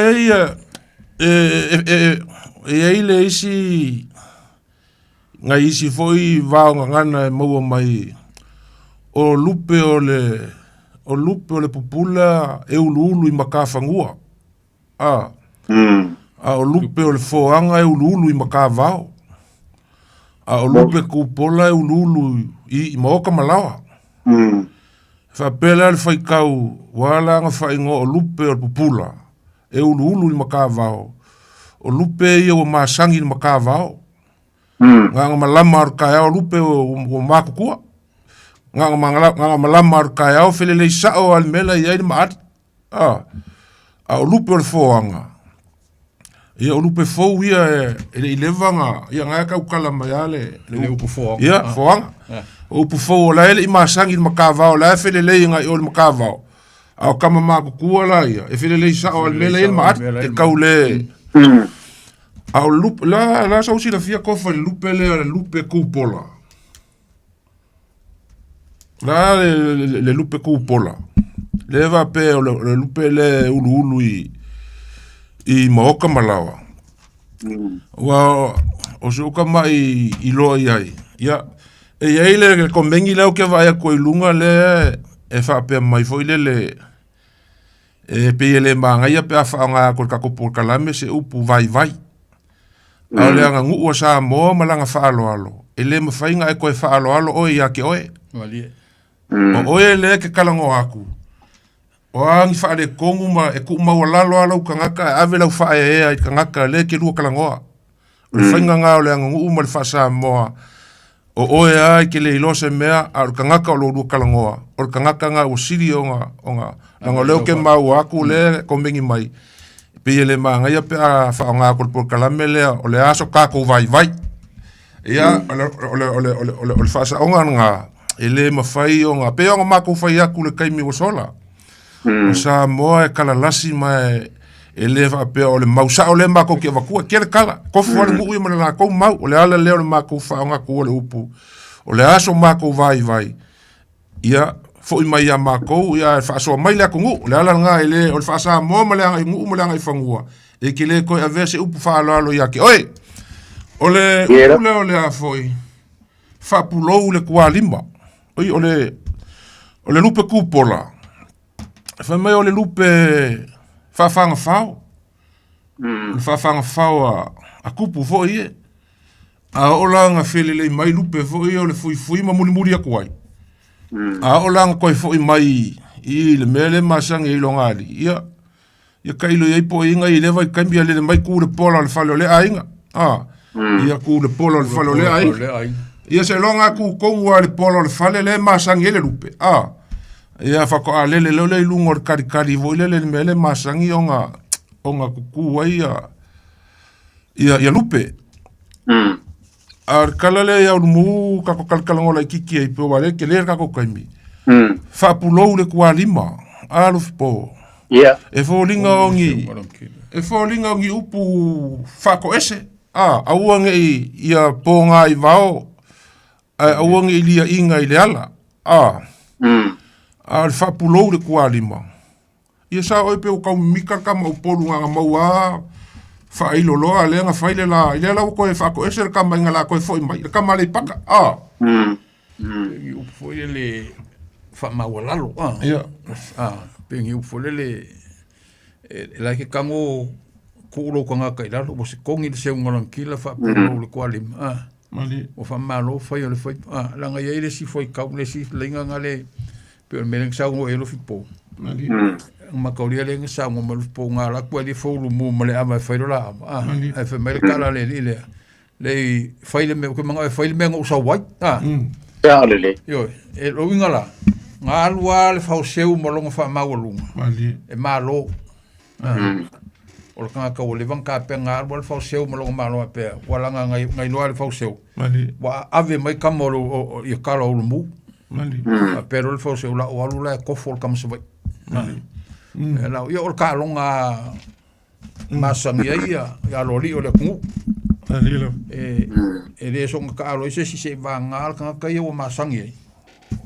Ia. Le la ia le o se kongi le seulang kila fa pulo le kualima ia o fa malo fa yo le fa pusala o puianga fa e ulumu ia le fa seu o se kongi le seulang kila o le aso fa le kong so vai ia nga kia ko le vai o pule al fa seu nga fa ia ulumu pe ia le kala fulele ia li lilo fa vo fik ia le aso fa le kong ia nga o ia ma awange I loa kangaka. Ia, a whakuskusa vai pa wha pe vivesi le uloku.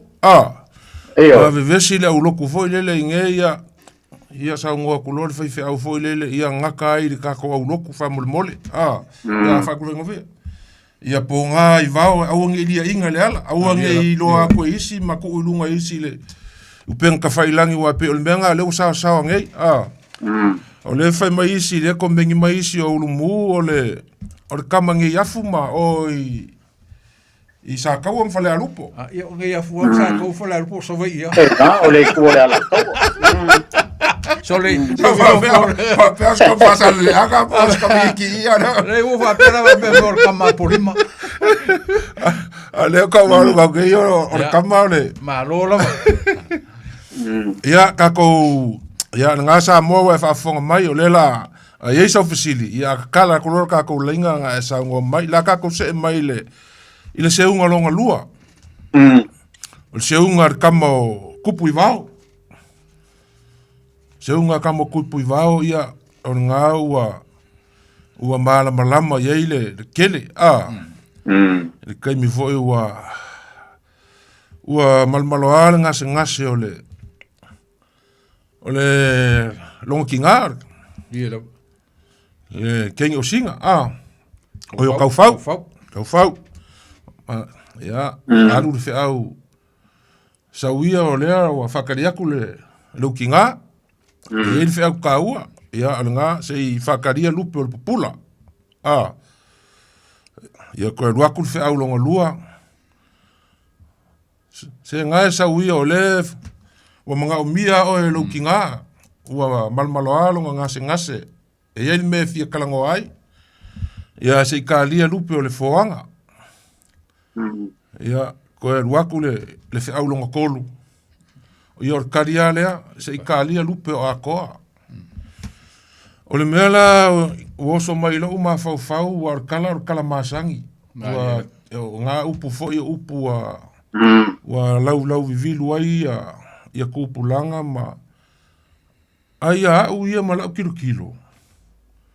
E siri ange ka alonga I lo wa ka alonga o le mea ka alonga. O le se lufinga ngalo le mea sai de mafau o kupu i vao. Ngā le yonga le sau. E siri ange ngai ka alonga ngi mawaenga. Siri ange ngai ka alonga ngi mawaenga. Lau fionga le taulangi. Whaftai mole whafisiri. Ia wā hoi le. Pei al ka alonga le sa mafuri ke le ea lori. Mani. O le kungu yaso ia. O le ka seu. E pe mana o foi le e longo a ai ona tala. Pe se langa alakanga ka e le lei ke langa seu langa ka le kupui vau. Mali. Ma le ngalo ia kupui vau. Le mea le whaana nau o tuai lontina. A whaapua le se unga le a kupui vau se whaapunga. O le whaapunga le ang kawhea ili kuia. Mali la. Nga le paia ili kuia. Pe anga whaapea e usi kai ile a vea i alonki ngā le ngā lua koe sau. Ia. Le anga whaia ele mabai ngā kau whau. Ia. O a umo ua inga. O le ua awe le whaalwalo ilo uso ia singa. Mali. Pe anga whaapea la e ngā ua ile loko kupui vau e fo i mai e kali le wala au le ngā la kolonki ngā. Ia whaapea ngai ai le ai pei o i le ngā mafuai ngā kawhea le uku kolonki ngā. Ia langa o ka alonga le sa fia kere ia lori ia so ia ka alo e se unga rupi. Moila. Pe o ka alonga alori e ko kele ka kau va ia e pe o ka lafole ko kele si ngau e ko le ki ka mwhainga la ku whai. Ali. Pe o se wha so atu le nā. Ole vaenga le ole mesa kupu ia kupu i vau langa se unga le. E lua upu le sa whaonga e tupu i vau. Ole me mua ole upu ole leu si kai. Ole leu si kai o kupu i vau. Ma le me foi le ole ngau. Ali. Ole nau tele o foi o kupu i vau langa se unga. Ali. Nga mafuai ai anga usi kai ia. Ia e se foi male upu le ole ngau. Ai langa wa vele le usi kai male ngau langa lupe le. Male se unga lupe. Ali. Wa misi ai fa mongia. Ali era. O le upu voi le o kafea le upu kau fau. Ai au le upu sina. Karua e le usi kai. E langa se unga le. Awa anga pa pe e usi kai e waku rale e vea i kuuro langa. Langa se unga. Ia ai langa wale usi kai au ngau kele. Mo ia foi le upu le. Wa ngau le ia. Ai mau wale upe. Wa ngau kele ile lupe ia ale o mi se fa mongia. Ali. Ma ia ngai upu ia mo mai se unga le aku pui wa. Ia ala ngā ka foi le va pe ngā kai. Se ngā ka fa longa foi kala ku pui wa ia o ngā ka sawa. Mali la. Ia vangela u fkalenga lo fipo. E se foi la u fai kau le mea ngalinga le sau ku pui wa. A ka ko kilo o lupe o masinga a koa. Longo winga o lupe ngi se longa a koa le masinga whako aseu. Longo winga leo whapea e kupu i vao. E misi loa longa, nga misi leo lupe ia. Lupe o masinga o a koa. Ma longa mangaku whaambau o lunga. E lea ia se si mawhai o nga sosopo le vālea. O ia malonga ki ngā. O lau ai longa mangaku whaambau o lunga. E lea ia se si e kō iai le nganga kō le. O ai foi o. Kau whau. Ngā uia.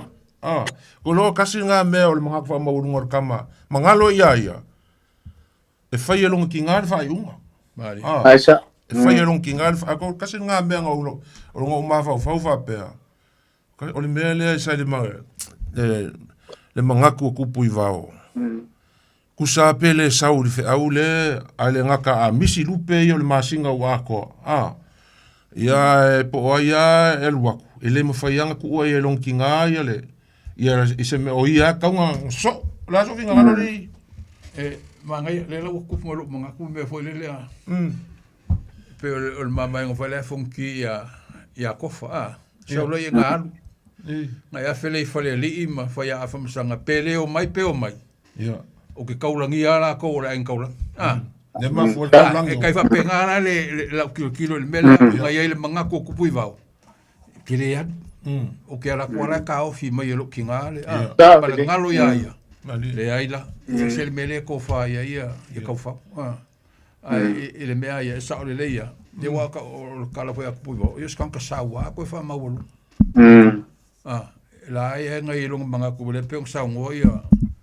Ku sa vengu. Mali. Ia ia long manga de ai. Ele ave lo kinga. O Sa. ke la kuala ka ofi mai ia ngalo ia ia. Ia ele I o mang foi fai unga lo mo ia.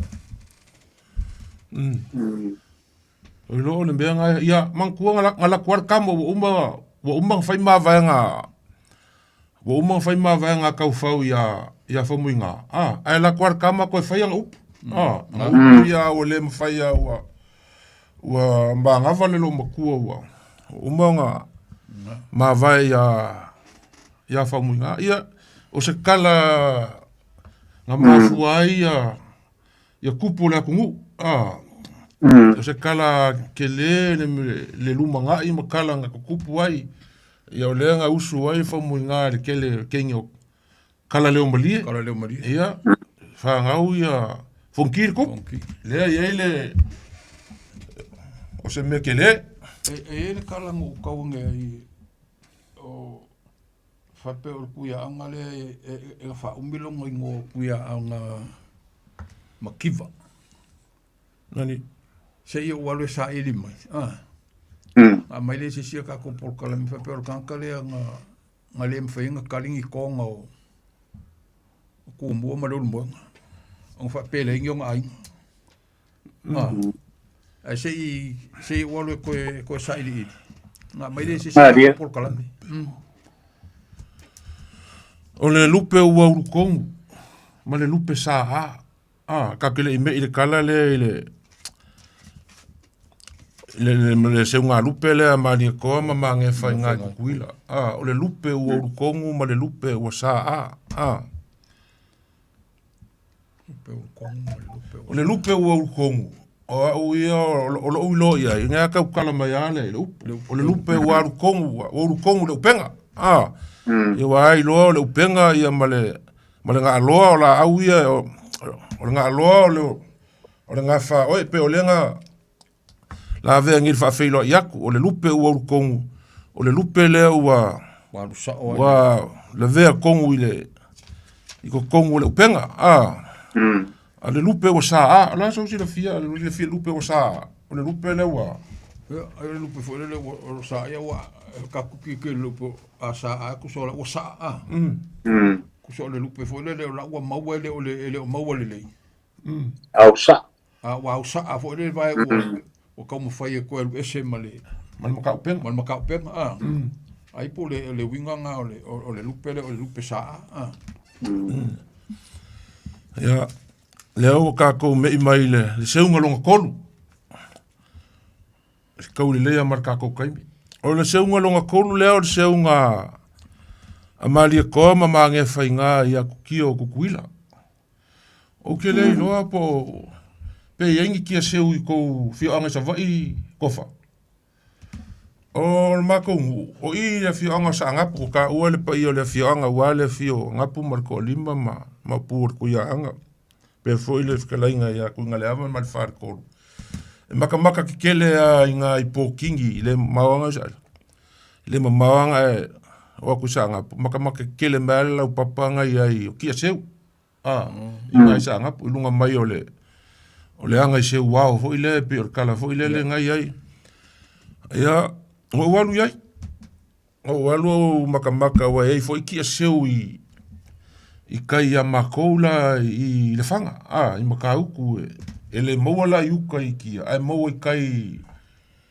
I mako kele le vao sala mumu makauku le vao ngai kele ngai mo kia seu au kia la kia seu ia nga o maka I sa ngapuma o ke ofo li ile fakunga kangaka anga mua o kia seu o ke fa ko ia elengi wil paelo ia aso elengi ele ingi me fo ia o faku lunga kia seu au ke fa ya ko le la po a mama mafa I fakunga o kia seu kupu O ke le lola I sa vai ia o kou.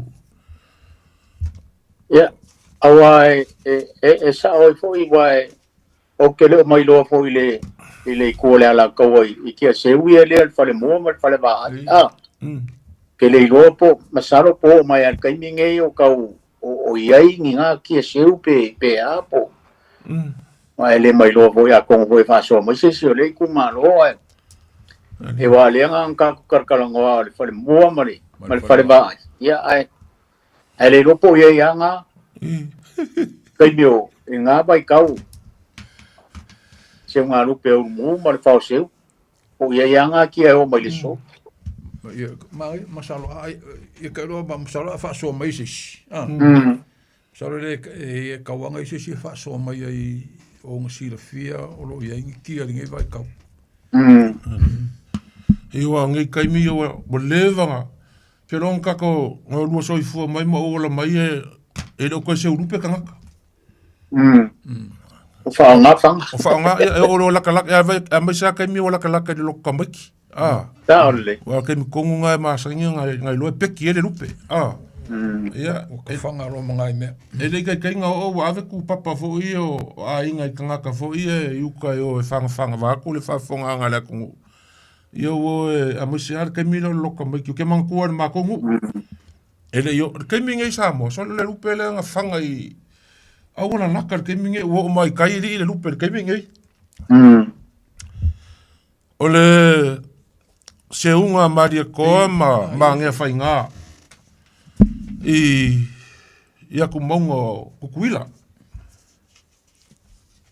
ia aka laku le vaa vole le laku I upori kukuila ia ka ke le va ingi koe ki a ele pe o ka kou e ia ku maunga mawaluruma ia kukuila e loko ku I le pole I pakaua o lo le piko mengi o kukuila ia ngai bai le pe kau flat like kiki fo le pe o ka kou so bai imo polu e ia nga maunga mawaluruma ia kongo ia ngi maunga e o ye foi ka songa le mani ko mange fainga ole kala le ile ka seunga le sa foi le sile fia le po ma ole malanga le mali ko u ko langi nga lui mangua ia afe nge kukuila e maka ile afi mu wao ko le afi le fe me le pe mu fa solo ako ia o kangaka ia o le afi o le kamalo le o mange whainga o le maku o le kupu ar sawaia o le afi le walanga ola o ka ngaka ia maka ile afi ia le anga whapea nga whai e lor kuku unga malia koa ma mange whainga o le a whai la ka longa o le ao e seu a malo o sau malia koa ma le ngoa ipu o mange whainga I uporu ai a malo mange whainga ua kuu le ngoa malia koa suafa malia koa I kukuila ua mua le uli e seu ia ua umale aso e lupe silia le malia koa ia o mai ua whealo whai solo mange whainga e musu e mai le ngoa ipu ia koe o le aso longa lua lo ma whai le kukuunga o le aso muli leo le seunga ai ke u koe o le aso longa lua e koe mai lupe silia foi le maria koa o le meanga kupu ua mai ngale afo le ngoa ipu ai ku le si afo le ngoa ipu ua o le ngoa ipu a koa le li leo mange whainga kau me singa o mai se u whanga ua mai le ngar kau me singa au mai e ku se u whanga ia le langa le fia I lo maria koa sa o ilo ingei fa vali langa u fai foi le kofa le pe nga yai su ese ko nga ke fa ia le au fa o ko nga ya lui ku kuila kaua ma mai fa mai fa umale nga pu ia kala masangi nga o si la fia ma o le anga kau la o le fa mo ya nga fa vali le au fa ia le maria ko o le fia ia le nga ka milo mai ia nga o fai ka wisi nga mo fa inga I kwa mo Nga whai kua mua ngai whapea. Kasi ngā mau whapea i ngā mafuele ngō kua mua. O ngā ia whai mua le au whai. Ia mailo i anga. Ia lea langa whaasoa i loa kama o lio ma kama leo ko uka mo ko kaila au whai. Ia ma se i loa ma kaua i kuila. Ia lea o kala masangi o ngā au sila fia Samoa ia. Ngā manguia kau mo whai o ngā waku. Ia fasioki ia o maile. Waku whawanga Samoa mai umale ngā aipu. Ima mai maisi mea ka ua o ngā lela kako se ese marka kukala. Isi mea ka ua ngā sauma. Ngā o mai i. Se unga lea inga wale. O mea ngā kailoa. Ilongo winga o maria ko. Ia so. Ia masangi o ngā malanga i mahu. Ia foi le simalanga al maria ko le ngā mangua. Le ngā o ai le ngā le ise la unga Samoa. Le ngā la unga le ka penga ko la unga sko ingo koruongo ai ke wa ku oi. E ka la unga koruongo e ka ofie ko maro mangu. Ndi. Femme anga sa o sale au la po sa fukula fai ke la. Anga lua pule. Pule fa vai. Sa fukula fai msa le au. Ele ise la unga. Nani? Al malanga nga. Nga fo iman malanga ele ise la kula unga le. Pe kau fa penga wingo mangu a ho le pe. Ia. E yo la ko winga nga penga o ke le malanga mali ko e ari mangu. Nani? Le foi la et malanga le nga ru fai la ava ile. Le mo wer kai sam sam. Le mo wer kai sam mali. Ngo le si foi ja por Maria Cola, po se si foi Maria Cola. Pe yo al Maria Cola le o koala. Koala. Faso mai lo.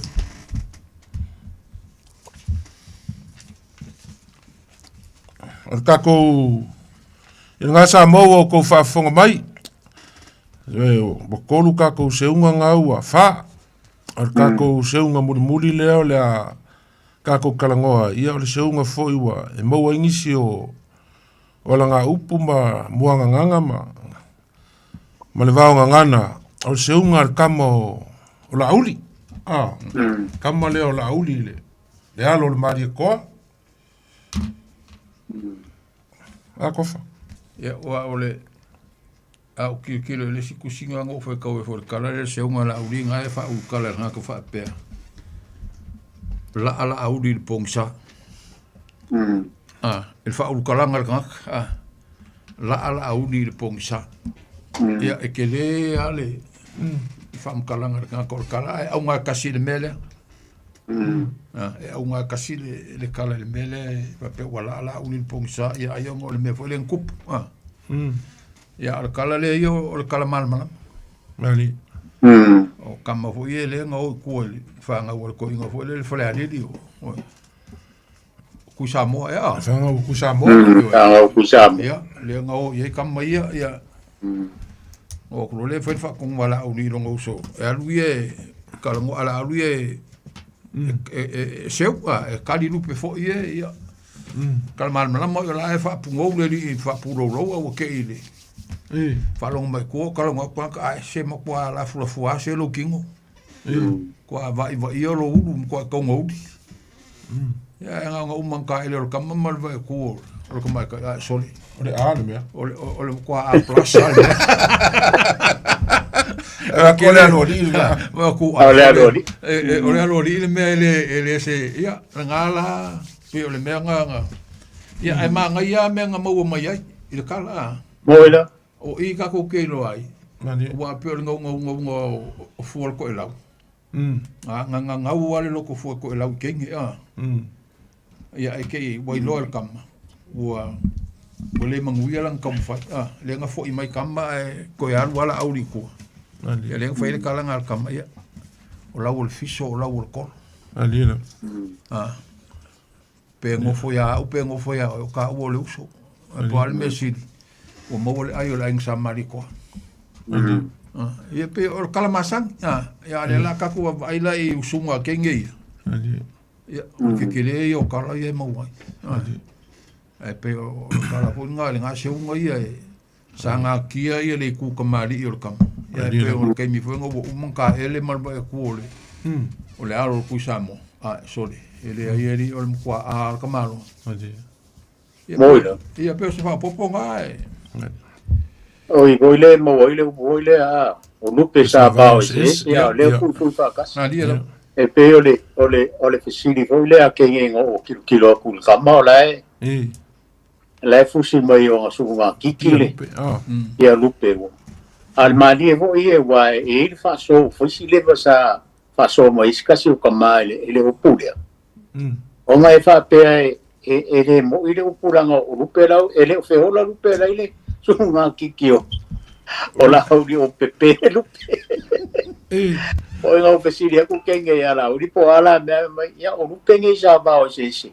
Au leo ful fakas. A fa mai la maur ko inga o sa ba so mai ful o fisi leva. O fa longo. Mai ia ele sa ola nga me o lupe sa ba o sesi ar nge ful fakas ira ngara peru anga feola le.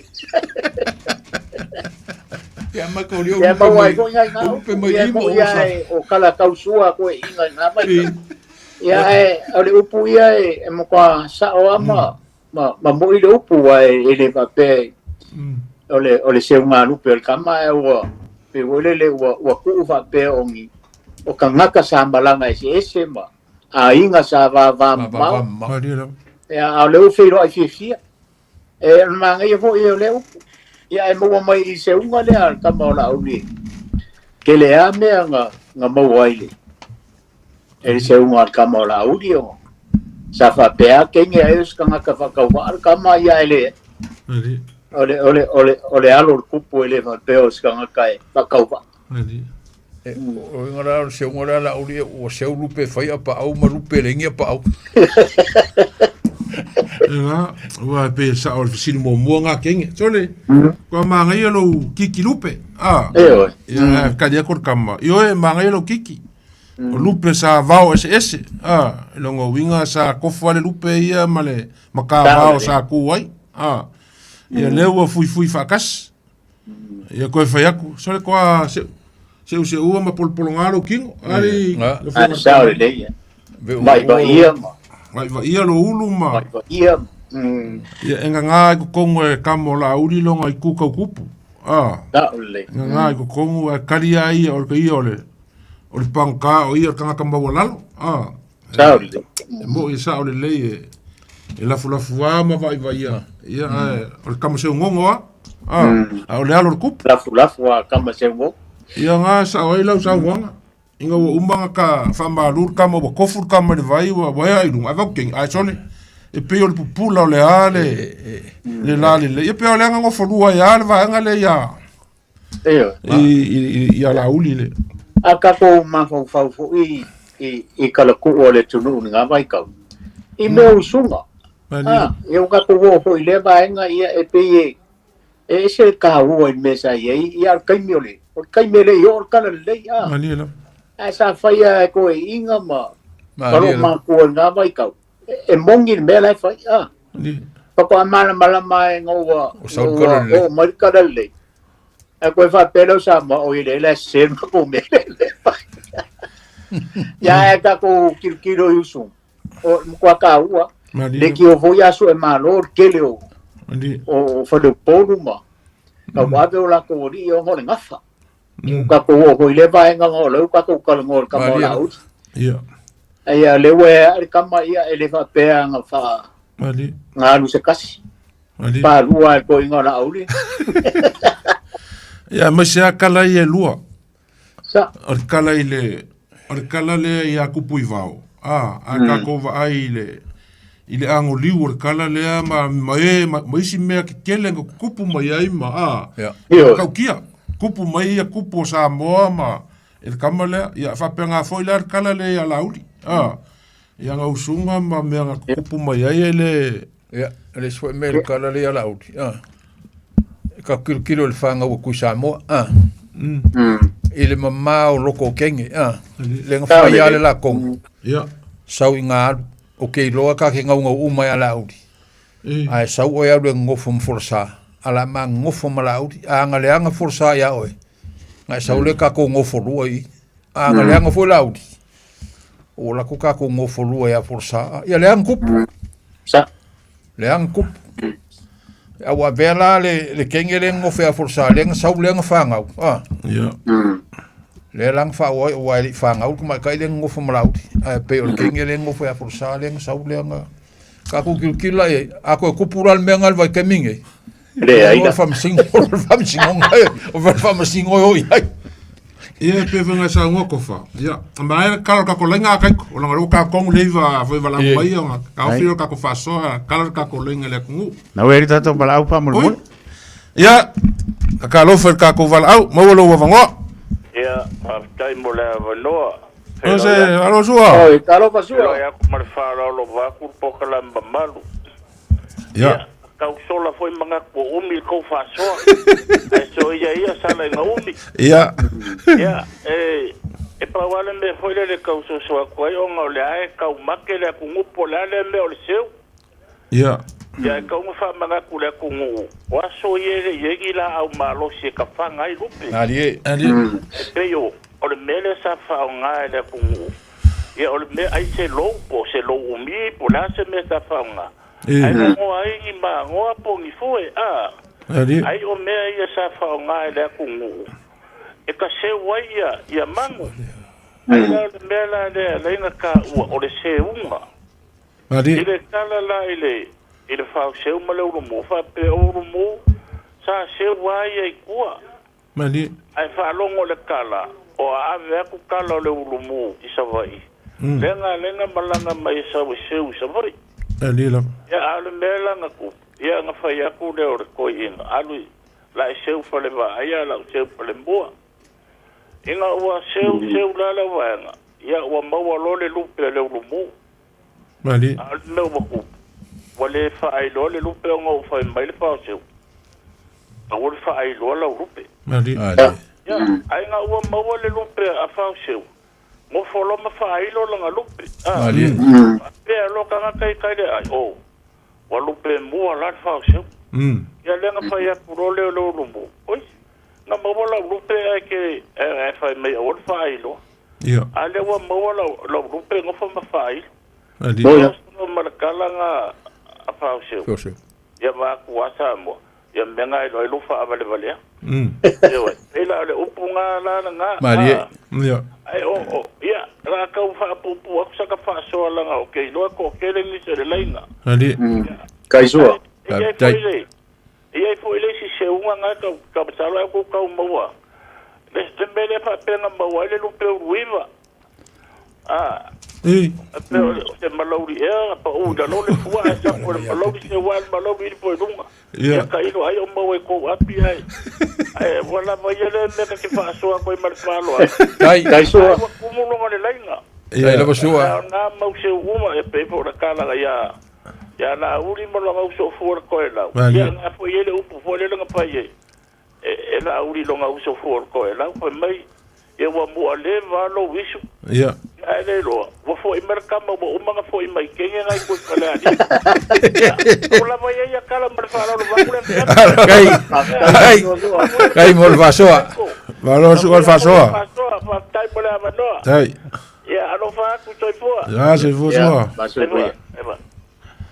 ele ise para au na tala tato lenga sa mole tonu pele tolu pitu tasi lima i vatoro numera ya paso mai ma na ia tato taimi lei ai ele ise para au taimi lei mai vai ma ma tofa ole kala ko ile ya tupu va wa te le ufam kala tofa le va enga le ya ka ko man ko i o ko pu va ese sa wa e wala kia e sa fainga ola kia le ave i o kupu kama wa sa wa o le wel ka ko ya le wel ka ko vala au po ya ole ya kalova sa ngo mai lo mo lo wa ngo ya lo go ai ko kalova sua venga vai alo pe foi la le ulo ya me le pido me Kaulangi kalova sua se fo mluia foi mo ko kaulangi ya kai ko ma ai lava sua ya John o sola le ringa ma ko kai fa mai anga me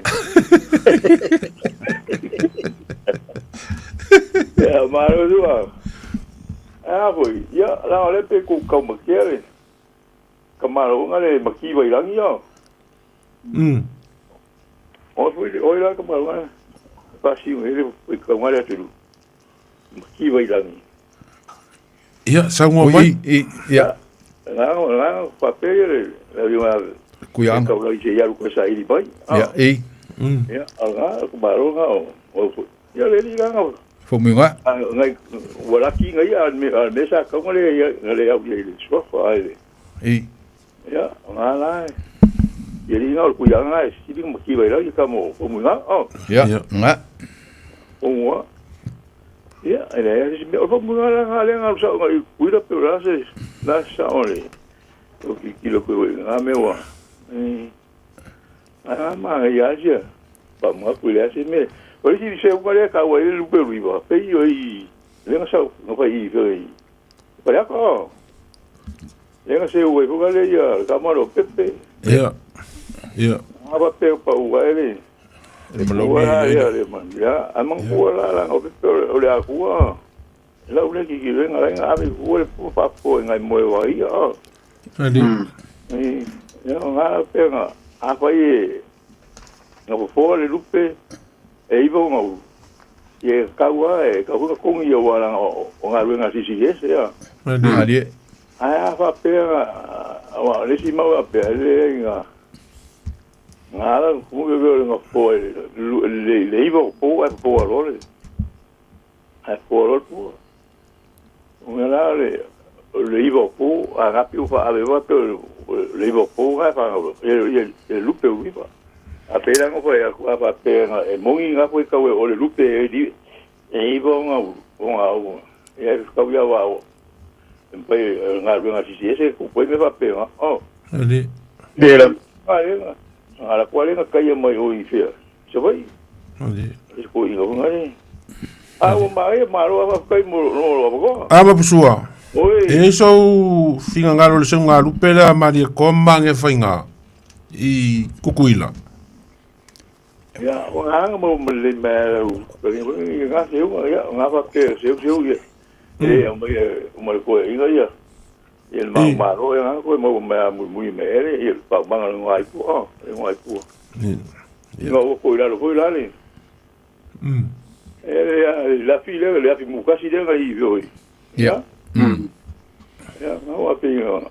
Andi. Wa ko la singa ama e ko yo me ko nga e kere ba ya pinga le mo ngai e wa ya pa nga se kai andi ya nga pe nga ko me ro ko nga fa yo ma wa ko ya pa sa ba nga wa malo pa ye pa ya ka ya a me mo le di mo mo pa pe ayo ko mo ya pa ya la fa andi ya ai pe la nga fa sa ba ri pe ya ku la yo I fa ya la ngai por pa ko lo mo ele ro boca pe ki o la ki le ma ku ke ya ko mo ko ya ka pe ya ora sa wi er kai bi e ji ya nga la ko ya ya ve ka ka ya la ki I va pe la mu ma ko mo ko rio andi ya ko nga wale ai si ma va pe o fo va ya o ke o fo va le nga ve le fo ale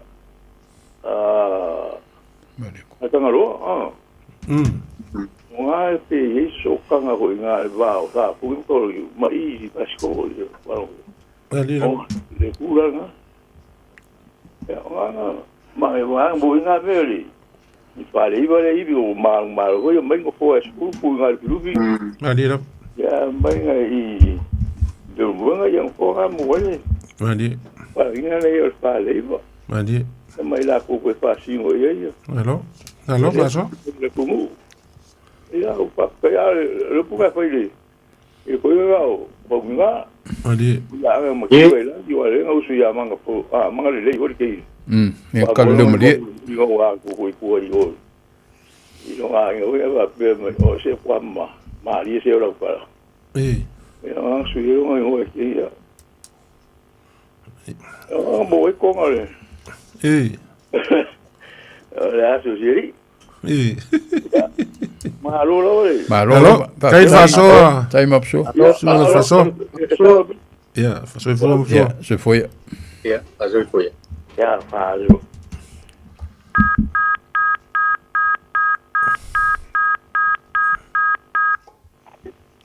Ia, Kalofa. Tau mai ngau mau lawa fungo. Kalofa. Alo. Ia, soifu mau ia. Ia.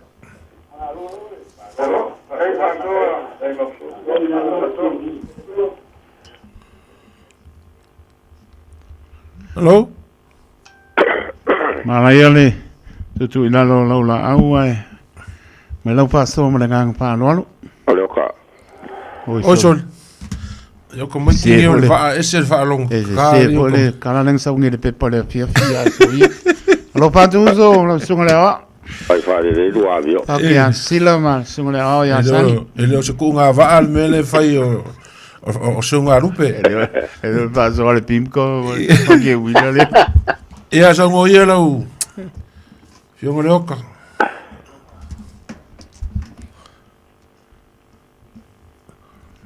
Kalofa. Ia. Ia, mai no fingal le oka ngau mau lo ngo. Ia. Soi fuara le leile.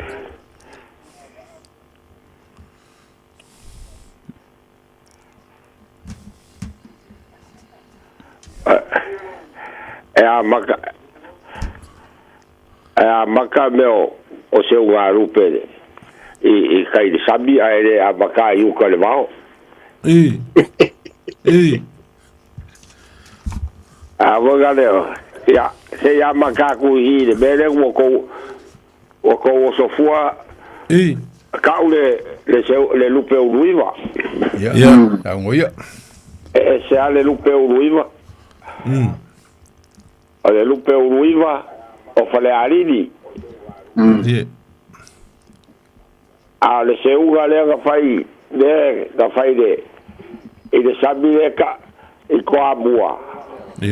O ngai pui pa ngai ai le ki a se uga sai du sami. Le ranga la kuaia le ko inga ko amua o pepe e seu. Ya e waku ko inga ai o so mai de malaudi. Ya o gade seu le o lupe ai seu de malaudi. Le gala ye le upu wala ko ngu fa pea. Wa faiva ese no pepe. O wa le seu lupe a wa seu de malaudi. A ma wale upu ga ai le fale ali lupe uruiva. Le ga fasiere e kamba savai. Upe ga ya nga fo ye kala le belga. Ya le kala ya fo ngale ya le fauseu ma urumu. Ya le sa fai savai ya or kakare o le fauseu.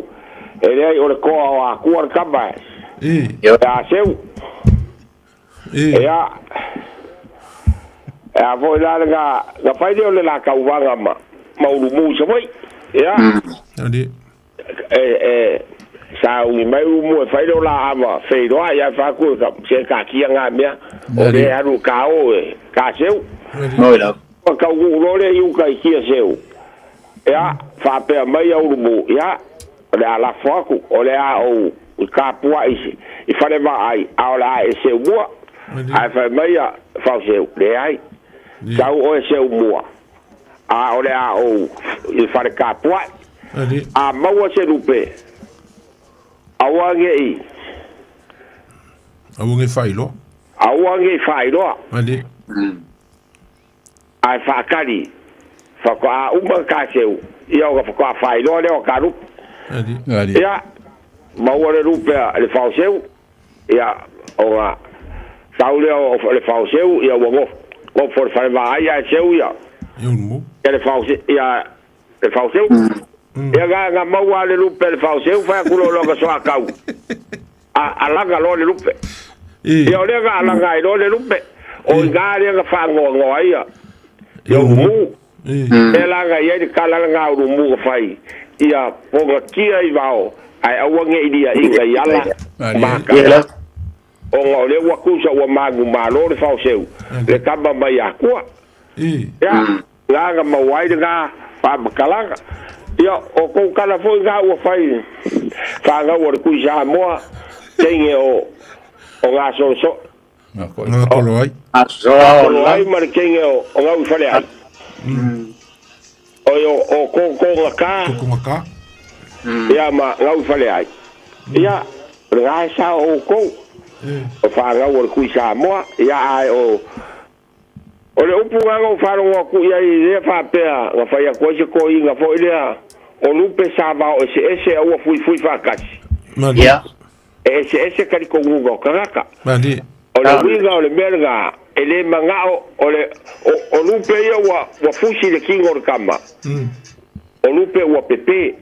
Mali. Asa o lupe sa va o ese. Ale fui fa kasi o kiki. Ya o le kene nga fa o nga kangaka e makayo le kungu. O le umpo la uli. Se o lupe sa va o ese ale wa fui fa kasi. Le wa kako poko makako wa fia. Ai fa mai ko inga. Ese se. Fui fa kasi o le wa pepe mang. Logo vinga o fesanga inga. Fesanga inga pepe. Ale upule al fa o se uba. O mu. Maro le oka. Ale se uba. Ya ale ko se o lupe o mai loa.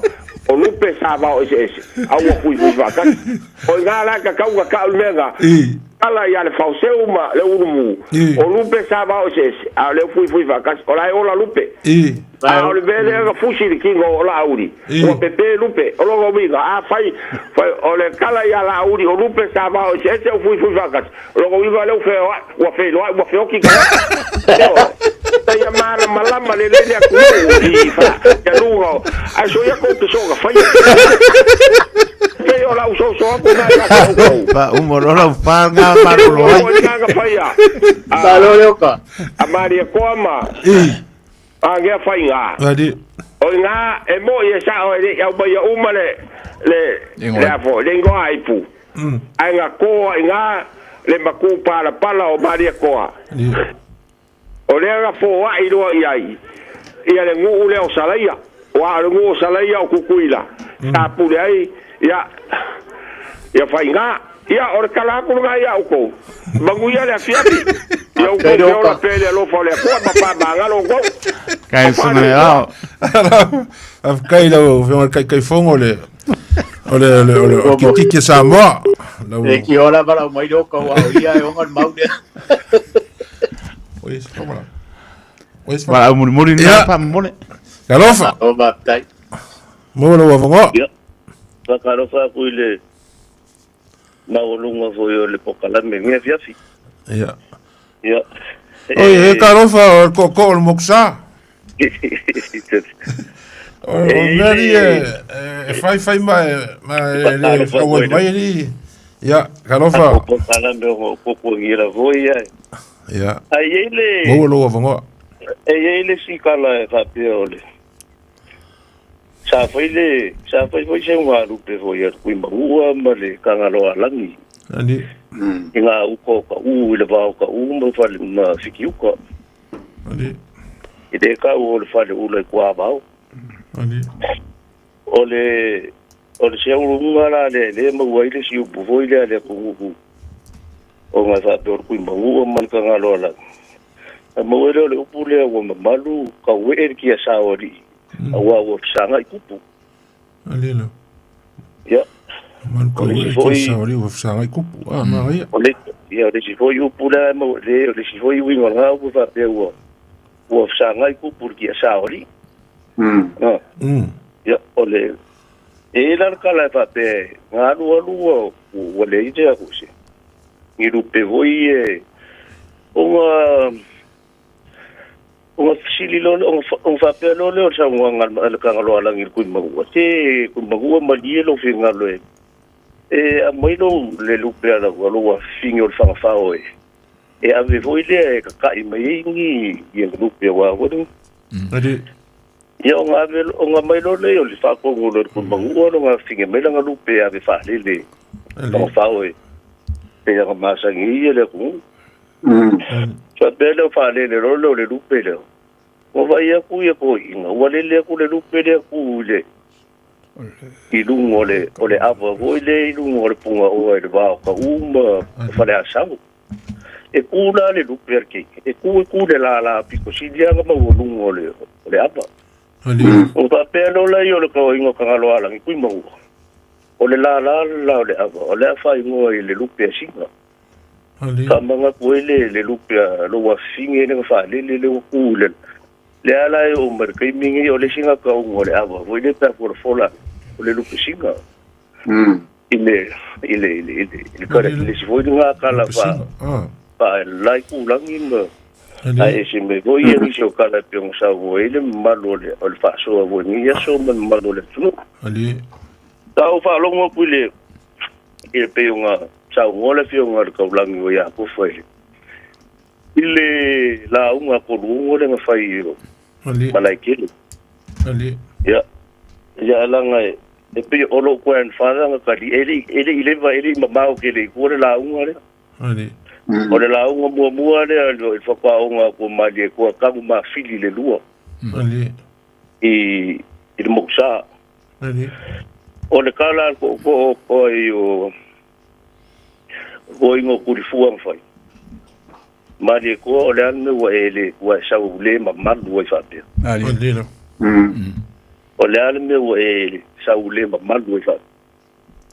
ya o le winga la nga pe ngo sa ngo le se nga ya o nga sa ma wo lunga va ya ma ngo sa ka nga la ku se ku mo po mi ku le lua wa nga de lua pu le ka u le o le o ya ma go o le wo ngo ngi ya o pai ka nga ye o pe la nga lo de fisi nga go ingo ku fu ang vai ali ko fa ko malaike ali le al mo we sa u le ma do ele se la u nga ali e pe o le singa a voile e ke le vo yanga I ma e vo pe o fa lo voile ka wa vanga vo ka ko ki fai ka o se fo ali ke ne be nga ka wa voile ku mangu ma le ko ali a ko ngai sa se kai mi se foi por kala ya nga ka ko voile se mo ku nga afa ari ngai voi ku sa ma nga wala nga e se le basai le basto le lofi e se foi ka sama sama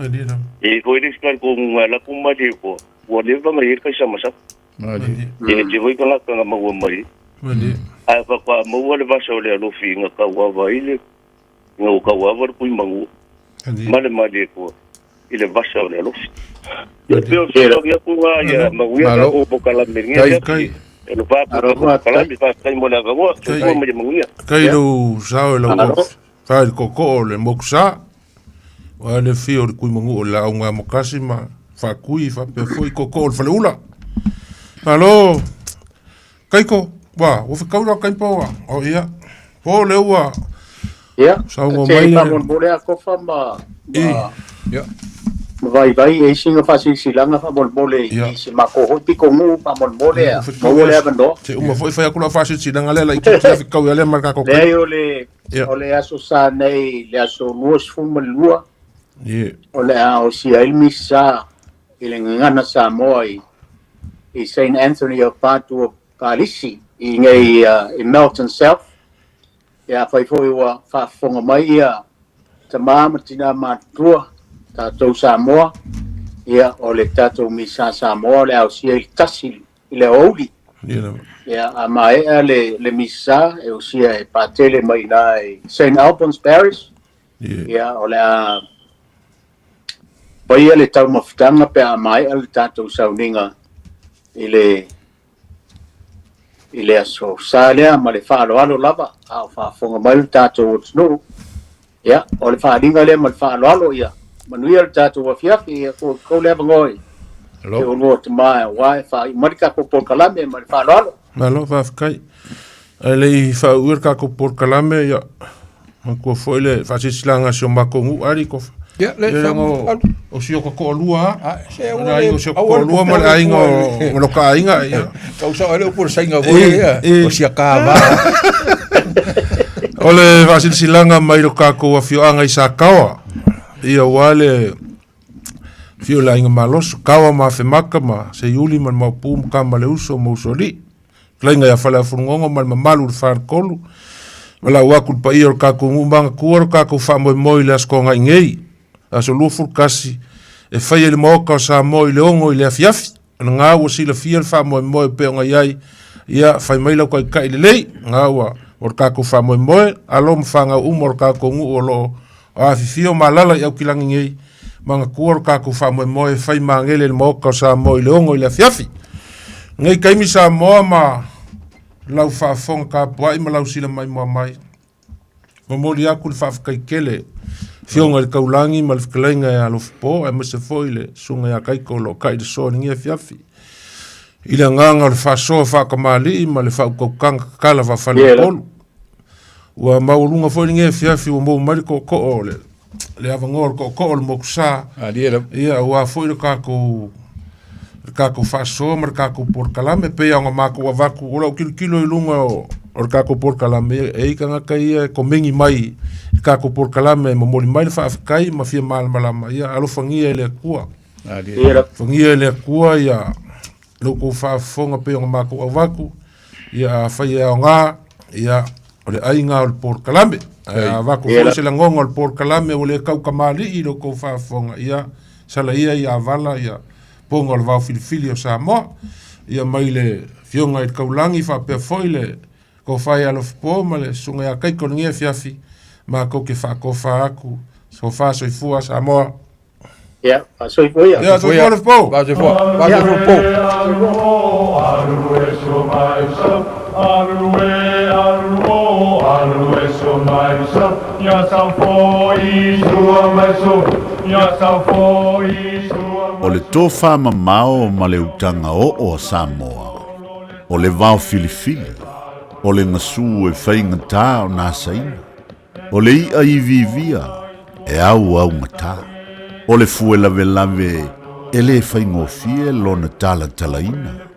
O le papa mausali ua uma o na mamanuina. O le nei polo kalame ua whaingoina o le vau filifili. O se wha manatu. O se fangu o anga nuu manga i whanua, a wale fuanga lalovawa. A o si olo pito waa le tantou polo kalame le au whaafongai, ia mau le to vae, a wae tau fi ese le atunu. Ia manuia lau whaasaunga i le nei po. O wanganu o te pia ian, alue so mai sa, alue so mai sa, ya sa foi sua mai so, ya sa foi sua mai so.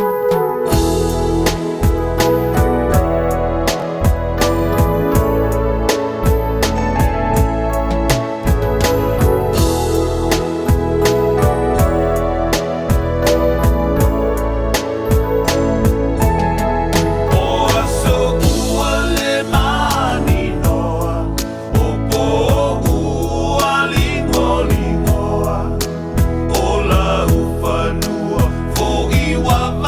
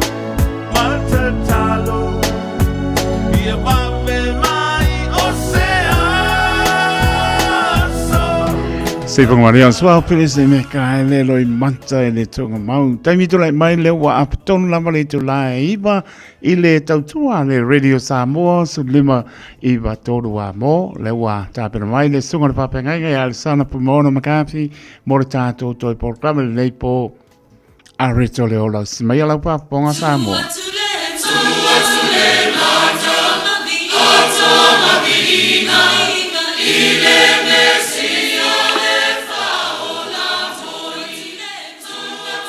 Ya, o te whatalo whātu le nei a whiawhi le i o le tātou o tunu le whio te mali i mwhailaunga ya, misi whoi o whuru polvo tō whinga whale tua matausi ya, e meise le lau whai ngā lunga pa ia le tua ma whale tua e ka le sia kia usiano i te tonu o le nei e tunu o New Zealand ia ma whafo atu o fea lava po Samoa, ia po motu o Pasifika, po Australia, po fea. O te whātalo whātu ma le whaaloalo i lo tō mamalu. Ia, ai, usi mai el whaafonga o le tātou po kalame, ma sani le nei o la reto le ola, tātou te mana tunatu le fionga le tua, e misi nei vai teimi, ua sui le suile ia me tupu tele mo ese inga o taua o vai inga ia me si foi o matangi o taura o loa o me ese ua tupu soi fuanga nei ia ai fa malo le o ke siano le on sai male tua male teletono o teletono o lo dato maua pēle file mu e ala i le alofa mo le anga leo le tua. Le tātou te talo, lo mātou te mai, lo mātou tua pa ia. E le mawhai o na mātou maua le atoanga o se mta upu po se langona fia whailo atu. Pe au noa malawa fio, patasi mailo o nganga e manu iai. Ia vi ia oe lo mātou tua e ala iai Jesu Keriso. Amene. O le tusia mātai o mta upu e lofu whawhai upu e wha e o le ioe po le fitu e po le valu whapea upu lo o iai o na tari atu e leo Jesu ia te ila tau ia o tau nei whaseina o tau e se tasi wai to tele o mai lo ungoa o whapea ane o au nei o le Keriso la tau te whaseina fo i tangata e to tele e whalongo o tau i taua matala o taua ia o tau nei tau atu vale a wai ao ona tau nuu o nei mea uma a le i o i le ngata anga a wai si le taua le tasi nuu ma le tasi malo ona o mai ei lea o le onge ma mafui i lea mea ma lea mea o nā mea uma foi o le amatanga ia o puponga ia o le tātou te maua lea le tusi e mātei e rufu whā pei upe whae o le malu le ngona o se mta upu tāua lea mo i tātou le nei fo i a fifi tātou te mana tu natu iai i le alofa o le atua ia te tātou umalawa le ukerisiano le whanau o le atua o e ua o foi nātu le soifua e au auna i le li o Jesu Keriso ma talia lana whaalatanga na ia tuina mai ei lo na soifua ina i le whanu se tasi e whaatua tua i a teia ma le nei e fiafi o te fia tau tala i le upu le whatau noa i a i le li i le whai upu e wha i le leina lona lua whapea ia outou nei whaase se ina outou e se tasi o iai le mau le tuspa ia a fai o tātou whanau whawina, o tātou teletonu, ma o tātou whaatua i le atua. I o tātou fola atu o i tātou o le au-auna o le whanau o le atua uofoi nātu i na avia tātou ma keusiano ia whai ke viso mo tātou o lii ma whaola. Hai mai o tai tonu ma whaatua i lona ma liu o nā o ia le ala o le upumoni ma le ola. Hai mai o i tātou te mau wai le whaalatanga ina ua tātou loto maulalo ma salamo ia ma liu ia Yesu Keriso. E tā ua tele o tātou malmalama ia i ma tātou volai.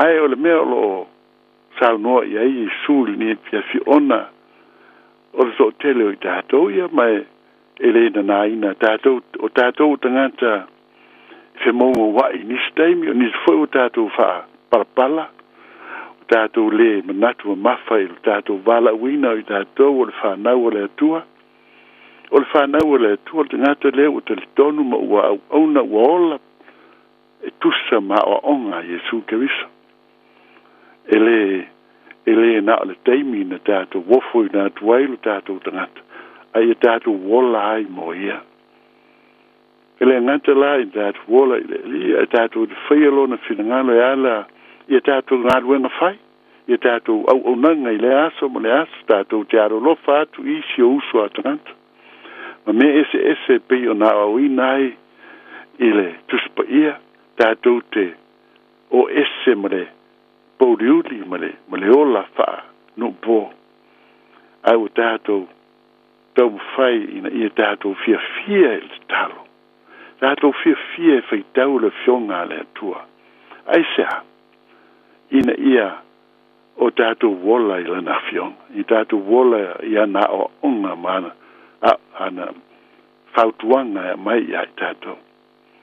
Tātou te talo a wā o lona whinangano leina i tātou maua le mafutanga bāwāla lata mai ai leo noa. E a tonu o nisi whapea i a tasi lua toru te talo wa ai o te teletonu e le na le lua pe toru a le o lou ta ua nisi nei ona po o lou soifuanga a toa lou relationship ma le atua e te ola moia tātou te ola moia tātou te le na tapa ia te ia pe apoponga ina ia pe mana so soani mai ia tātou lea o le vea maatali i tātou wola o i tātou o le whanau a o le atua o le tātou tamai a tonu i lea a wala mai ai upo o lo tātou whitawina ina ia tātou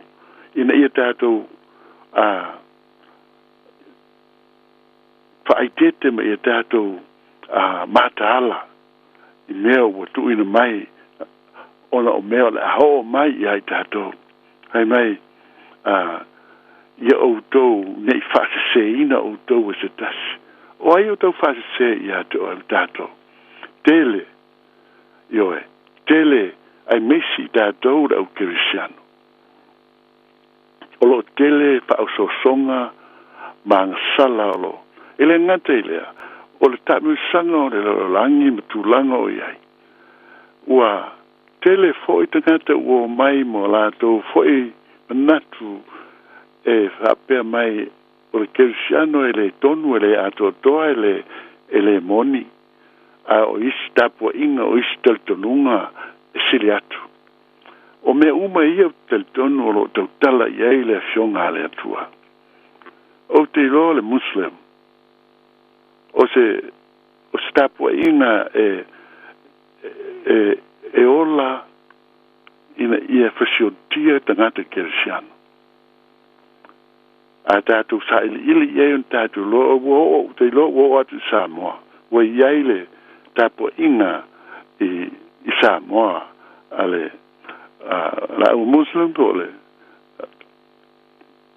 tangata Mohameta po la alfa Samoa ino lo fa Samoa ina ai o lo lava alau talo ina ia o nei tupu le maftanga le Samoa ona tato vava ai nu ese le lato teletonunga fai mai o lato o le peaceful is a peace belief, the faith of peace.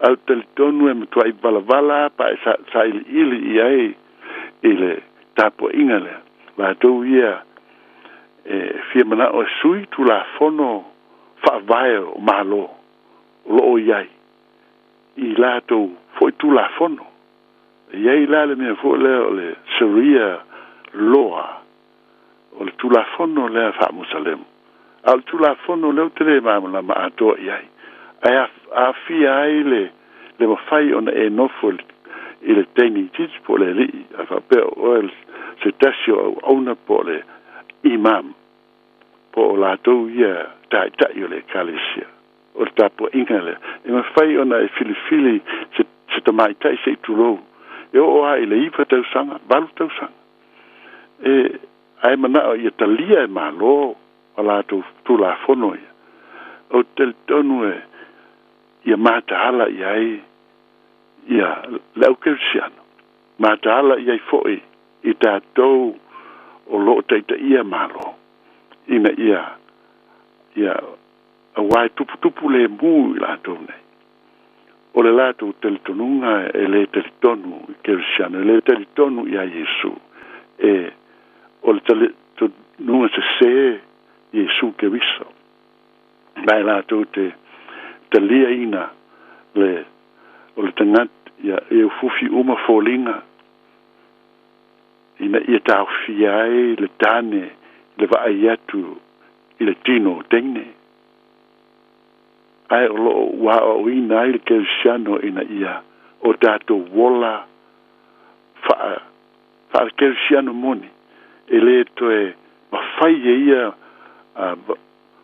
winga ona toe toe faseina le tangata ua I le li ia Yesu Keriso.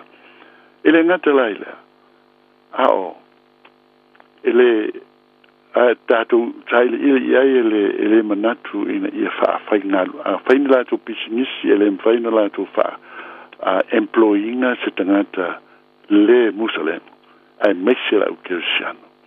Ele fia iai, ao ina tupu se atunu, e tanga ona lātou whaao le oti I tangata Kerisiano.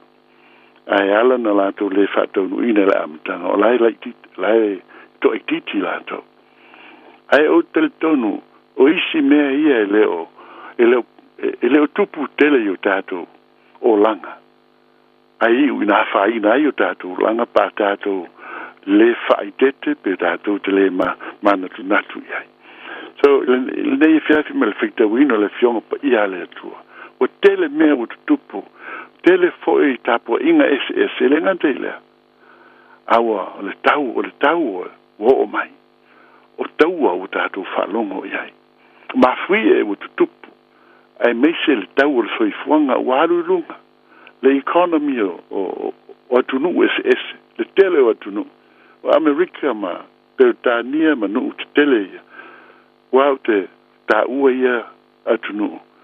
A wā a whainga o pa ul tau o le soifuanga. Ia tunu te tele e a whainga e fo I New Zealand. E a whaina I fo I le Pasifika. E a whaina I tunu la Haiti. Ai, o winga uma ia o whai meltus pa ia o le atu tupu. Le atu tupu. Le atu tu mai te ngata ma whai mai o le awala tonu le tau on tātu ui ai. E le o Keriso. Ai, ia po whapea foi o lātou o suli o Keriso. O mea uma lawa pe on whai mai le fionga le atua. Ai, ele nei fiasi re mai. Awa to tele o mai lo o whapea ane o au nei o Keriso. Lātou te whaaseina foi te ngata e to tele. Whalongo o tau taua matala o taua. Ia o tau nei tau atu wale awa e ao ona tau nuu nei mea uma ai le yo o il ngata ana. A mua mana whaafonga le nefia, lo teta laile tua e ala le tuspa ia. ele o sau poto po se mea mai ata ai o le fionga le tua lo feta lai mai le tua e o mai le ngata anga e to e fio mai Yesu ke riso ai le lo se tasi po afea ai paula mea o fai lo mai o mea io la tupu li tau o le larolangi te munga ma lo longa ma fa o ma fui la faaleanga ina i le langi la tele taua tele fese sia inga tele tangata madaliu ona faaleanga ina i leo ngā ruenga bisinisi me uma ua le ngā lue tangata ua le maua le tupe ua le ola i bisinisi o loo whatuina ona taunga tahai leo le soifuanga o le meu tupu ua o le ngafatia e tangata i ngā ruenga o lo lātou ngā lue ai ona tausia i lātou lava i o lātou ainga tō tele, ainga whiololo ia tonu o tangata tai tō tasi o la whiololo mai lo ai o ia mea o loo lapatai mai ai le whionga le atua ina ia tātou ola ma tātou mana tu natu iai lo au mai foi la fionga pa ia le atua e lea faina ele kerisiano lo ola mo kerisa awa o ia i tātou le taritonu ma le fatu atua o lo umia i tātou e awa lofa o Yesu kerisa ai ele o tu ua ai le lapatai ina ia o tātou mata le i tātou loa mea e tutupu ma tātou wola ola sauniuni iai ma ola mana fangafa iai ina ia awana i popole se tasi awana i o mai le fefe awana i o mai le atu atu vale i te ngata kerishan ai a tātou wola ma le mautinoa o loo fio lo soifua lo tātou wali o ia na te laveai na te taitai o ia le atua pa ia na te leo ia i tātou na te tausi ia i tātou pau lea ia tātou tū mau ma tātou wola whātua tua ia te ia mei se le ola alolofa aua nei tu ua le ola alolofa atu istangata le ola tausi atu ma le ola alofa i e ua le nafatia le tausinga el tino po Samoa po i nei New Zealand wa iei foi tangata ua aisi ia moni lau rangona nisi tangata pe ua le fia fai ngā luenga o aisi ai ia tātou mantu o isi tangata o fia fai ngā luenga ai le maua ni ngā luenga ai au ina tātou whaatino ma whaatau nuu pēr le whina ngalo pa ia o le atua ia tātou wālo lofa atu ie o lo fia maua se mea e ai maola ai tu le whamasino atu i isi tangata ai a tātou whaia lea ngā luenga le lei a wāo le whina ngalo leo i Yesu kerisa nei a veo tātou lava manatu whapea o le e watu whatau waid se kaleti po nisi mea lea whaine le nā mea ai o loo whailo atu le alofa o le atua na wala uinai oe maa o mai tātou isi uso a tangata tō tele tangata te aluatu e iai ia ai a watu a iai le mea whaiona maua ina ia alofa atu iai ma ia maua i la tau le manuia manalangona a tonu e maua i se teimi se avanoa e te tālai atu ai le tala le lei ia ma whaola i nailo na nganga e talia Yesu e whai maali i ma whaola whanau le atua i le nei fiafi tātou whalongolongo i lana i le tuspa ia o lo whapea mai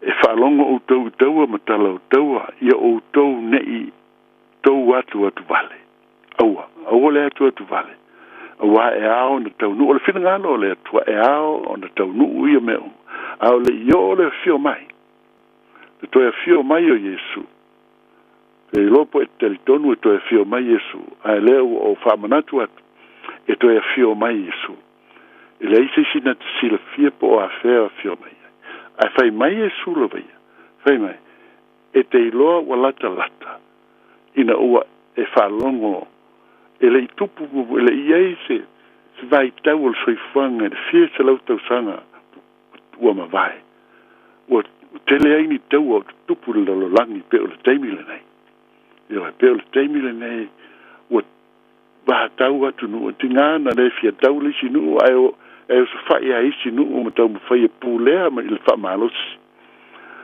ai e o le mafua anga o lo lato fatino ai nei me ele Cristiano ai o lato tau mo fai lava i fato i lalo na tunu ina ia lato pulea ia tunu ia po nisi foi ia pei fo ia la o tunu nei pe o Iran ma Iraq ma nu o Asia lato te fia pulea istanata tu sape te le mana o ai ai tau fai fa malosi ona pulea mai se tunu maloi sifo o western countries ele tele o maloi sifo na fa vai lunga o le swafo i su keriso fa vai lunga tu la fono le tu spia o le ale le e alo lo fai o le fitausia iai le ale le e lo fa tu ele tu a oi ele ngata i lo wainga e lo fa tu istanga te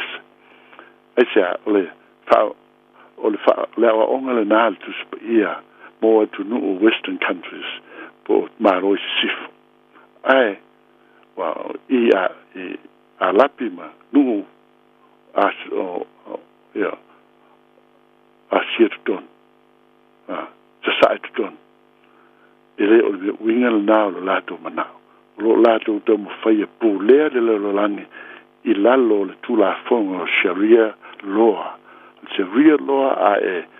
e le liwese a e fa fitile e fa ole ne oti i ato e fina tate a tonu o lo fa fo mai ni fiafi ua suyatu se tala noa ma se manatu ai oa la ngona i loto i le nei vai ase tau ona a fa ngal nei te tau te mal na tu talo ai ina ia mowai tau le matahala male ma fo i mea o lo a ngai mai ina ia tatu taksi ai ma sauni uni ai le mai fe upe fitu den tatu fe te wina ma le valu a wasi il tau el tasi nu ma tasi malo ona o mai leo leonge ma fui e le mea ma le mea fe upe valu o name uma o le amatanga ia o puaponga a le to e fio mai il dato li Yesu Cristo a o dato te a fefe il fio mai Yesu a o la ufautuanga ia to e talia nei Yesu e fai mo li mo faula ia a vea Yesu o ia o le na maliu i manino iai o lona maliu o lona whanau naunga ina i whaola ina le lalang. Wha mangalo ina le ana sala. A wā, whai maile tuspa ia e le sao atu stangata anga sala i luma o le atua. Ai o ngā ruenga Yesu ke riso o na i wha mangalo ina ai. Pe a whai tātou talia ma whatua tua i lona suafa. O na avea i leo i tātou ma tali I ma fafine o man tua le yoane mua musfulua o I latu uma o e ua talia o ia e watu iai o le fai talia o le saulotonga e vea ai latu ma whanau o le atua e le o le wo e le o le au auna a o le atali ma le fafine o le atua Samoa le ne fiafi po fea me o e whafonga mai ai a tonu Elena le fiafil nei alo tau fai ne ia o paso soatu me ia tate mafo fau te talo iai ina ia fa malo sia il tato wola ia ke viso ma tato tau tuai ma fa maoni ale lona swafa pa ia ole mona le nei a fiafi ia mo pe tato le muspusunga le nganga pa io le atua ina io tatu lo me tau ma me totino e tau na tatu fa marolosi ai a tatu le fei tau le tuspa ia tātou te le fia fo fai tau tu spaia a tātou le fa masani le talo tātou te le fia te talo ai sei longa e a faina I tātou tu a tātou te talo o langona lo watu ina ia e te talo e leo noa ina ia e fai tau tu spaia pe whalua pātoru le aso aua nā al tasi po le ai fo ai a fai tasi e te le maua le nganga o le fia e whaita. A e whero rua e ai lau ta vale po lau ngā luenga ma e memu whawhitai ta ma. Ia vi ia lawa lau whawhitai lo wola e nei taimi. Whawhitai ta ma. I lau whamunuianga I lau ngā luenga I lau whanau I lau maainga mo lau tō lua. Ia tū maura vi inga I lau fia. Tu maura vi inga. O te manatu a uiata. E ao ino o whamanu ma o vi lea tua. O wā o lona whirangalo lea. Ia e vivi atu iata I o nā o ia e o vi inga. O ia o lea tua e o vi inga.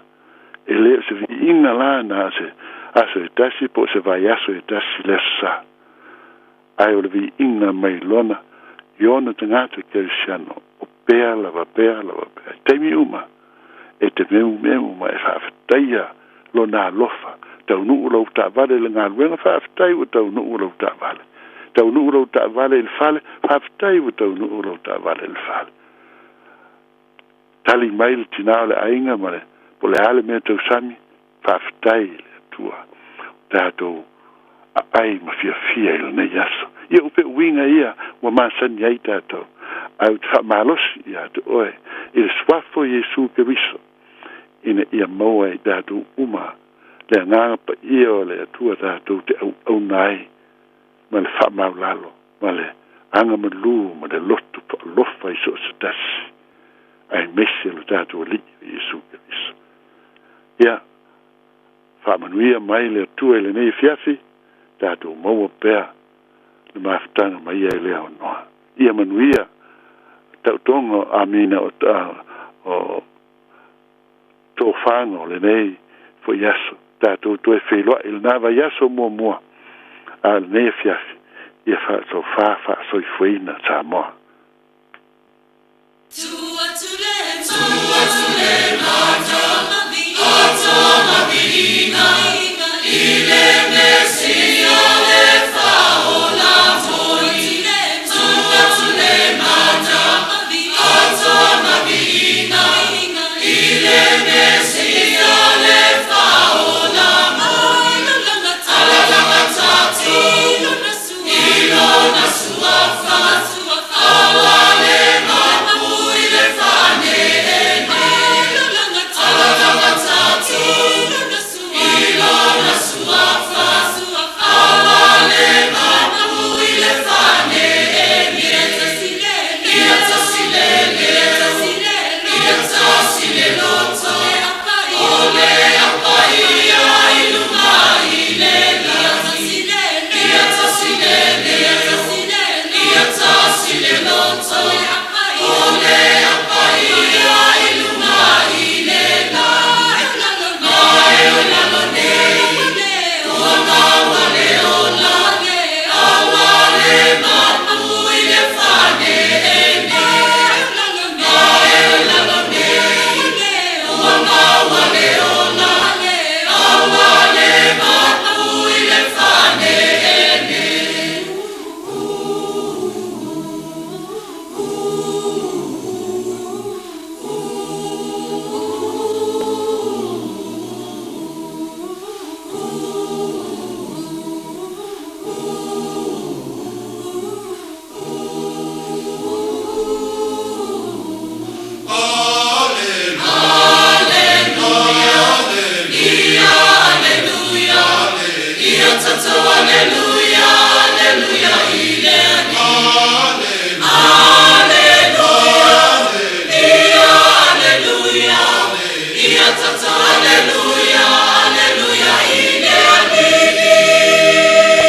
Si pong Mariana Kane sia papa tonga ke se ana Samoa mai New Zealand tu atu le manastasi o bi ingaro tātou matua, whamai atu ari toi porklama le neipo, Aris o leola, pena ina sunga le pā, pia ngai ngai ala sana, pui mora makapi, amel whamalo, whaptai ilana au ona, pena ina neipo, klama ele pengo fie, te mea wina mai ai, tu ngāre po, ai malo le pale, malo le sai la sunga le pā, pia ngai ngai sana, yanga le pele li, lua wala au wina, patua ya eti, ma no fuale ka le sia o ngānu ai, whamdia le li. So i fōm leo maro le atunu o nāma yaso lo so i fōa sunga le pape ngai ngare sana so au ponga le tātou porklame a reto le ola. Tau lunga i stau tua le nei po sa mo le atunu pele le asta umpai atu wa sala le ngana le upo le atunu sa la ia ia mana pa moe moe le tō ngāke siana o te mangano ai. Pa puina i tātou le apu lau tele lo lofa tu noa le atua le nei po maua mana o longa pi le mu maua le aso taia o lona bi inga po ia te ia. Taito taloto le au ona soifua ma ia manuia.